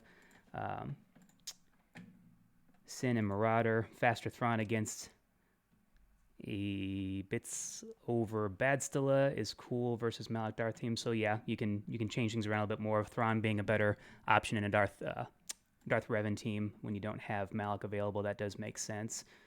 Or as I've seen before, like Sith Assassin, just to help speed the team up and got some good AoEs there. Trying to keep up with everybody here. Next in line. Yep, we already talked about the video quality. Oh, yep, inadvertently answered your question about the ETA for Storytime. About 10 minutes, Matt. Nightmare, can we start a petition to get Capital Games to remove those stupid 4-dot mods in the mod store? No one buys them. Amen, brother. Amen. Amen. What is the point when they know darn good and well that you are so far beyond 4-dot mods? Why continue to shove them down our throats? That would be a huge one. Because there are brand new people playing who they screw. And that's my point. Like, what can they do to help out free to play? Stop doing stupid stuff like offering 4-dot mods when you know that 4-dot mods, 3-dot mods, 2-dot mods are like trash. Like, there's nothing worthy about those mods. And if you're purchasing them with credits or that it should be only that which is worthy, people don't live in the 3-dot mod era. Even me, when I went through mods and I had to use 3-dot mods, that was like 3 weeks of the entire gameplay, 3 weeks. And I just used the ones that I was given until I was able to unlock some 5-dot mods. And then you immediately go, obviously, to 5-dot mods. Yeah, I've been at the point in my own account now for a while that I just literally sell everything off below 5-dot because what's the point? Some people could say, oh, well, there's a good speed one there or something. It's like, yeah, but you waste a lot of time, energy, and credits on mods that ultimately you're going to sit there and go, oh, dang, but I still got that janky 4-dot mod in there. Joseph Demi, do you recommend Talzin or Asajj lead for territory war defense? Same goes for Bosk or Django. Asajj lead for sure on defense. Mother Talzin lead for sure on offense. As far as Boba Fett, Django versus Bosk, Bosk is the better defensive guy because they can hit payout way faster, but Django gives you the extra 30 speed. And if you know that you're going against people that are going to have that speed advantage against you and you need that slight speed advantage boost, you can always swap the leaders, and that really helps amazingly. But preferably just getting your Bosk as fast as possible is really the better route. Highly tenacious and a ton of speed. Mm-hmm. And he's just cool, Transdoshan-like. I think we're getting to the end of the questions here. Question for streaming. Would you start with OBS knowing what you know now? I used to use XSplit about 8 years ago, so getting info from people in the industry. That's Shaikin. Yeah, OBS is amazing, and it's not OBS that I'm aware of unless there's something on the programming side that YouTube and OBS have a hard time with. I don't know. I love OBS. I've been using it forever, and it's, like I said, never on my side. It's always on YouTube. YouTube says, hey, we're having issues or whatever, because they have to synchronize their information, and when it's desynced, it causes that lag. And so I never used to have problems with OBS, and I've been doing this for years now. So it's kind of interesting that it's just become a thing. Plus, we have good internet now, really good internet in comparison. I mean, my last house was horrific. Lucky to get through or even into a live stream sometimes. There was definitely more issues back then. So things have come along. We had to move the router, for God's sakes, just so we could get it into, get it into range so it can reach you, because most people don't know this, but routers send out a signal that's kind of oddly oval shaped. It starts from the actual antenna, moves outward, and then back into itself. So in some specific scenarios, if you're too close to the router, it actually works against you. It's depending on the brand, and they may have done better technology now, but as far as I've known, that Wi-Fi signal is a weird bubble that you need to get on the right tail end of to get the best possible signal from. So moving your router can actually help that out sometimes, even though it should technically reach that far or in the entirety of your house. Or you can even get booster antennas, but that just suddenly you're wearing the tinfoil hat and grabbing onto the TV and doing this number to get this fuzziness to go away, Might be dating myself a little bit there. A few people might be going, "What are you even talking about? Tinfoil hat?" Weren't you? If they watch Mobile Gamer, they know what a tinfoil hat is, because because he was wearing one this last week on his live stream with his glasses and everything. Yeah. Remember, guys, tinfoil hat here. Tinfoil hat. Yeah. I watched that video. I was kind of entertained by it. I liked it especially because he's talking about those patents. Good stuff. Are you not entertained? I wish I could throw a sword into the stands right now. For the record, this territory battle, I've talked about kill order. If you guys are playing this territory battle and you don't know the kill order of the characters, not only can you ask me the question and I can teach you that, but also I have a graphic that you can look at and see exactly who you're supposed to kill for both regular and dark side territory battles. And I plan on doing a new graphic and actually having a video on the kill order for the dark side Geonosis once that becomes alive, so you know who and what to kill, so that way you'll have it. But if you don't know, for these, you're really supposed to kill ops first, because ops they go stealth, they're hard to kill, and they destroy your ability to have any kind of buffs whatsoever. And most of the teams you have on light side are going to be really buff heavy, buff centric, so you want to kill them. The IPDs, they can take away your buffs, place target lock down, and target lock totally destroys you. So it removes turn meter, and it causes you to take extra damage. And so you want to kill the ops and the IPDs first, but if you have more IPDs than ops, kill the ops first, then go to IPDs. And if you have more IPDs, then kill the ops first. That's what I try to do, whichever I have more of. And then, you kind of work to it. I always leave the commanders till the end. And the reason is, if you go for them anyway, they'll just simply throw up a bunch of protection, taunt, somebody else will taunt for them. And next thing you know, you got to kill someone else anyway, and you're triggering a bunch of excess damage you're going to have to end up doing inevitably to begin with. Yeah. I think even AoEs trigger that too, don't they? Yeah, they can. So watch out for that. Gotta throw a special mention out for Matt Garcia here. Said, by the way, Warrior shout out to my wife kind of backfired, referring to the last live stream. We were trying to help get him out of the doghouse. He said, if I tell her I'm going to use the restroom, she looks at me suspiciously and says, I'm timing you. Oh no, that time is sacred. Sorry, man. I mourn your loss. Onion Chris, what was that? What was that a reference to back in the... Must have missed that one. Darn it. Yep, rabbit ears and the bow tie antenna to get UHF. Yeah, back in the days when you were your parents' remote control. Get up there and change it again. I'm gonna do it, you guys. Oh, hey, it's happening. It's gonna happen. 6 out of 6 with some Gear 8 characters. SureShot, favorite band between Blue Oyster Cult, Boston, and Deep Purple. Good choices. I only like a couple of songs of Blue Oyster Cult and Deep Purple. I definitely know more of the catalog of Boston for sure, and I really enjoy the pipes on Brad. May he rest in peace. So yeah, definitely Boston. Nightmare. How soon before we can sim heroic AAT raid? Don't know about that one. I'm sure it's probably coming on the horizon along with heroic pit raid. Maybe they're going to see something after we feel the burn of the Geonosis territory battles for a little while and then decide to come back and throw that bone to us. You never know. For somebody like me who hasn't done the achievements for participating in a raid or making an attempt at a raid 3 times or, getting first and all that, my guild is full bore simming that particular one now. So I'm going to have to actually ask them, hey, can we do the next one where I can actually make some attempts if I feel the need to go back and get those achievements or not. But I'm still kind of up in the air at that because they're not too important to me yet. Maybe down the road when I get bored of everything going on in the game. All right, you guys ready for story time? You guys ready for a fun story? Come on, children, sit around the fire. Let's tell you a story. Let's get it going. All right. Remember, if you guys need to know anything about this live stream and you haven't seen it, you just hopped in, you're like, dang it, we just came here. You can always watch the whole live stream. It gets uploaded and put on YouTube automatically. So they were just screwed. Yeah, and so we're gonna do story time, and my story comes out of the year 2007, and the reason why I'm wearing a UFC hat was time ago. Yeah, that was a hint, a clue. There you go, guys, about the story. And so once upon a time, in a galaxy far, far away, I was a grappler, and I did a lot of mixed martial arts, and I did it just for fun, and I met a lot of fun people.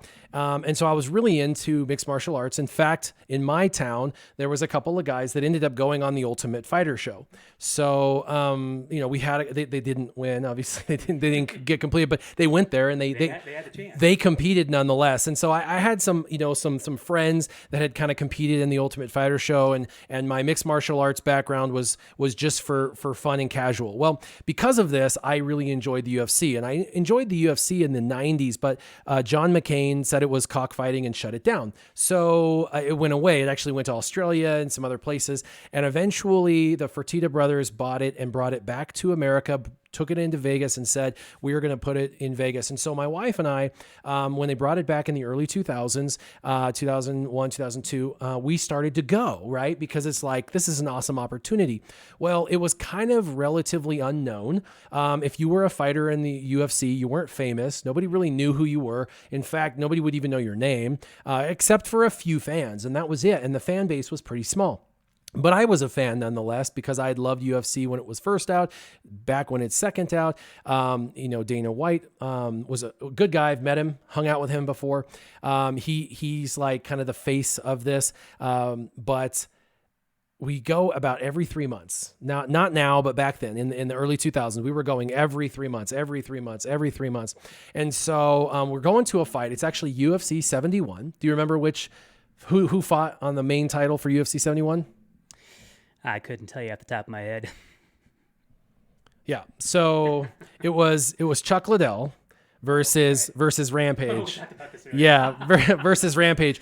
And so I was like, oh man, I got to see this. Rampage is coming back, because Rampage was over in Pride FC. He was doing the Pride fights over in Japan, and he was coming to the UFC, and so we knew him to be this like knockout artist.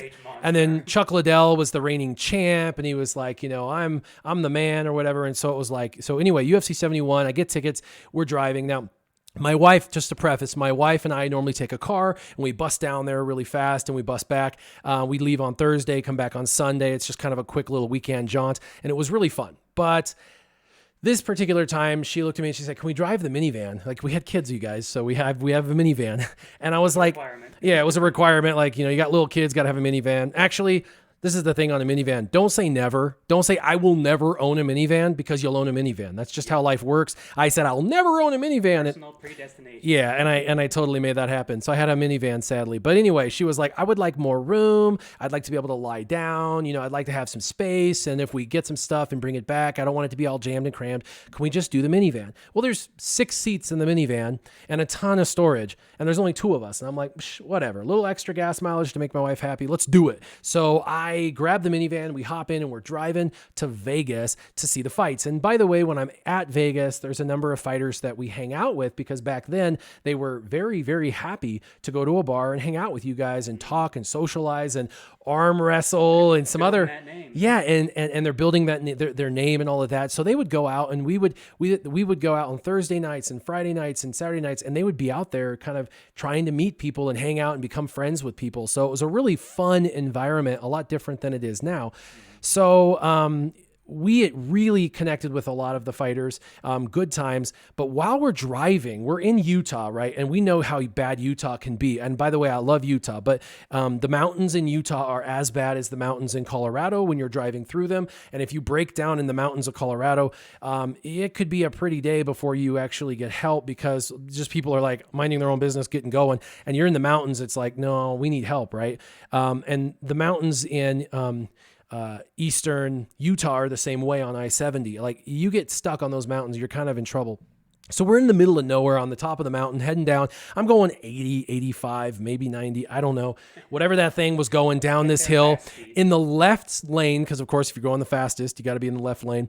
And my wife out of nowhere goes, pull over and help them. And I was like, pull over and help who?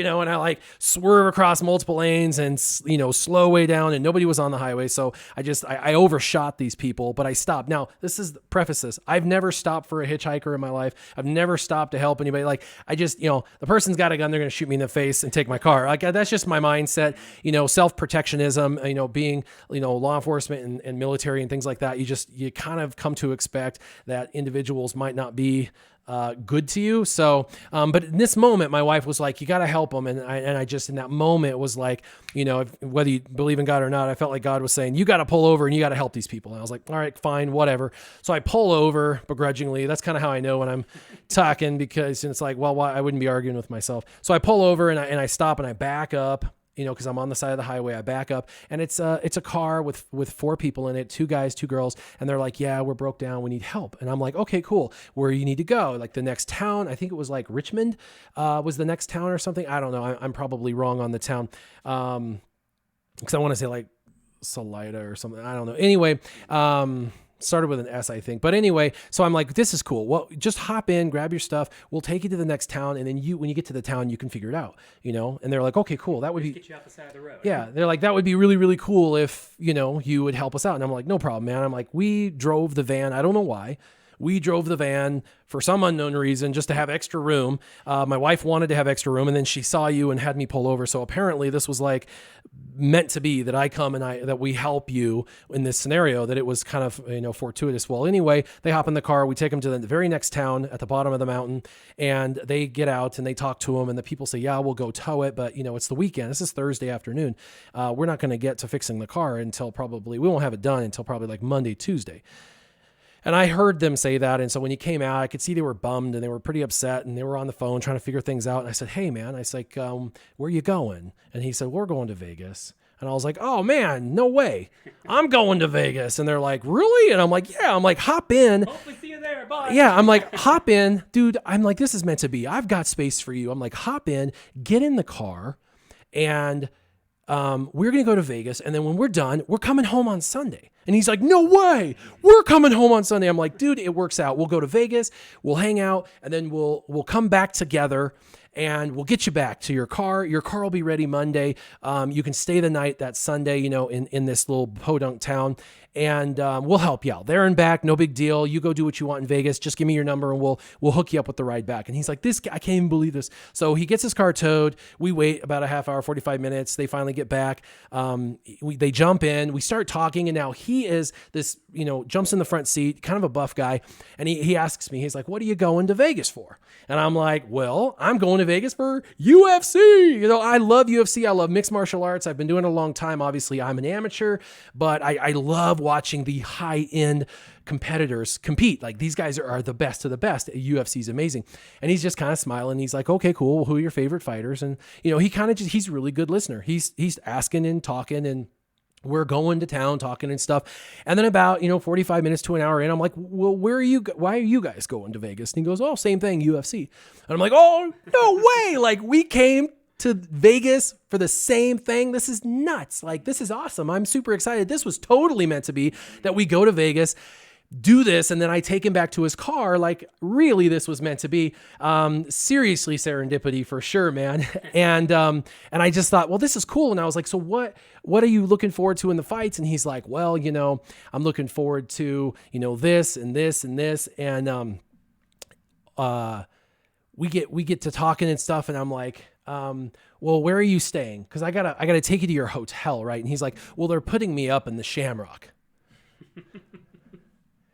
I'm like, who's putting you up in the Shamrock? Like, who are they? And he's like, oh, the UFC. And I'm like, who are you? And he's like, oh, well, I'm Jeremy Stevens. This is my brother, Jake Stevens. And I'm like, the Jeremy Stevens making his UFC debut that is going to be fighting in a couple of nights? And he goes, yeah, that's me. I literally lost it. I'm like, oh my gosh, I just saved off the side of the road a UFC fighter going to his premiere and he's from like Idaho, so it was like he was like in the middle of nowhere, didn't know anyone. He didn't have any money, you know. I mean, he's like a fighter, so they have nothing until they get their payout because they're spending all their money on training and they can't really work a real-time job. And they're and getting there. And then he has this car problem, and so here I am. I literally picked up a hitchhiking UFC fighter, Jeremy Stevens.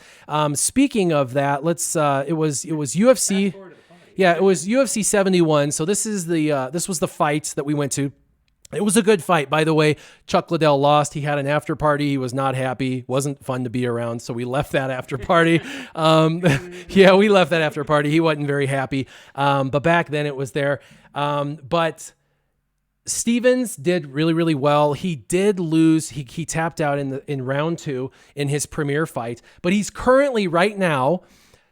Jeremy Stevens. We continue to talk to this day. We're friends. We've hung out many times in Vegas after that. We met up about 5 extra times in Vegas afterwards. The thing with Jeremy Stevens and his brother Jake Stevens, really good guys, is that he's ranked number 7th right now in his division in the world. So he's top 10 in his division in that world.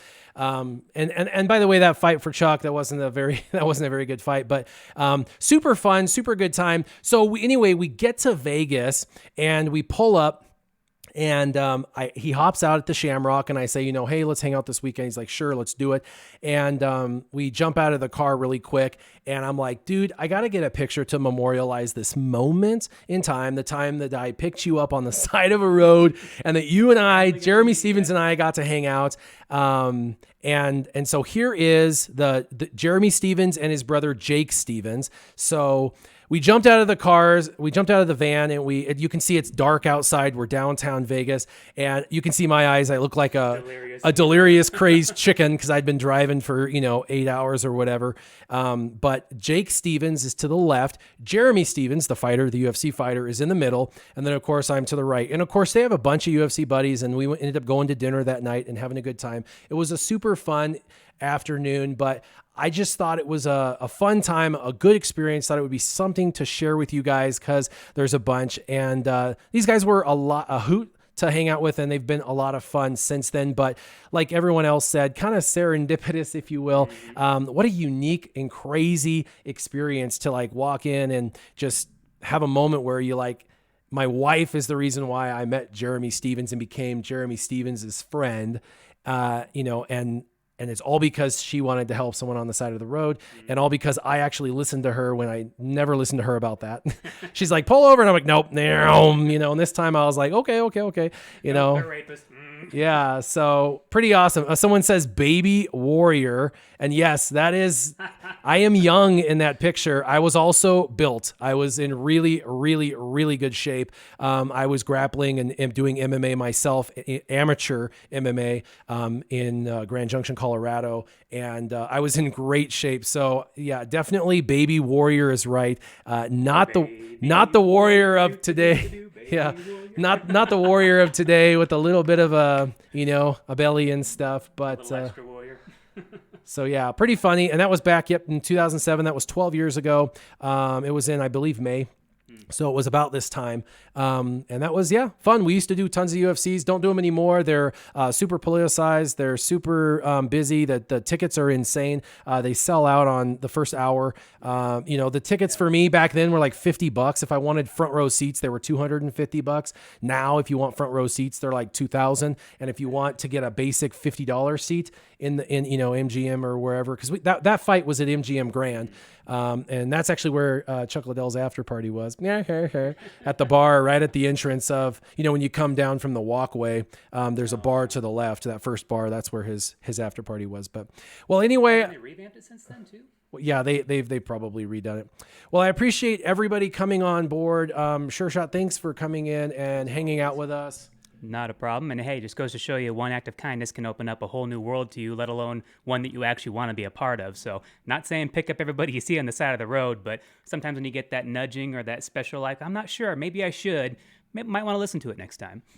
Yeah, for sure. You can call it whatever you want, but you definitely should pay attention to your guts, your mind. Whenever they're saying do something, you should probably do it. But I appreciate all of you stopping by and listening to the story. Pretty fun. Had a good time doing the dailies and chatting about stuff. I really hope that I get more opportunities here shortly to do more videos. It looks like my schedule opens up in a couple weeks. So I'm pretty excited about that. Not just more live streams, but actually more regular content, like good old fashioned, like 5-10 minute videos. I'm probably over the next 2 weeks going to be working on a ships video to show you how to beat the Millennium Falcon without the Millennium Falcon. And it's a different team than you've ever seen or heard about, probably. It's a team I've been using for months, and I finally got the green light from Team Instinct to go ahead and show it. They're like, go for it. You can show people. It's all good. So we're gonna bring it out, and you guys are going to have a lot of fun. So pretty cool. Really quick, Nightmare asks, have I picked any stranded motorists up since then? I have picked up one hitchhiker since then. This one gentleman I had seen over and over. He was walking 17 miles each way each day, and I saw him walking every day.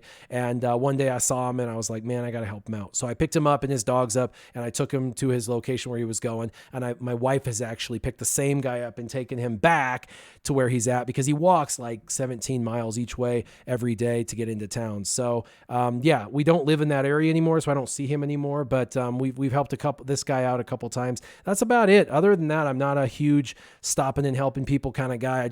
You never know what their motive is, what their deal is. It's the 21st century. You guys got to be careful. So as always, I appreciate you guys hanging out with myself and SureShot, and as always, keep your gaming on.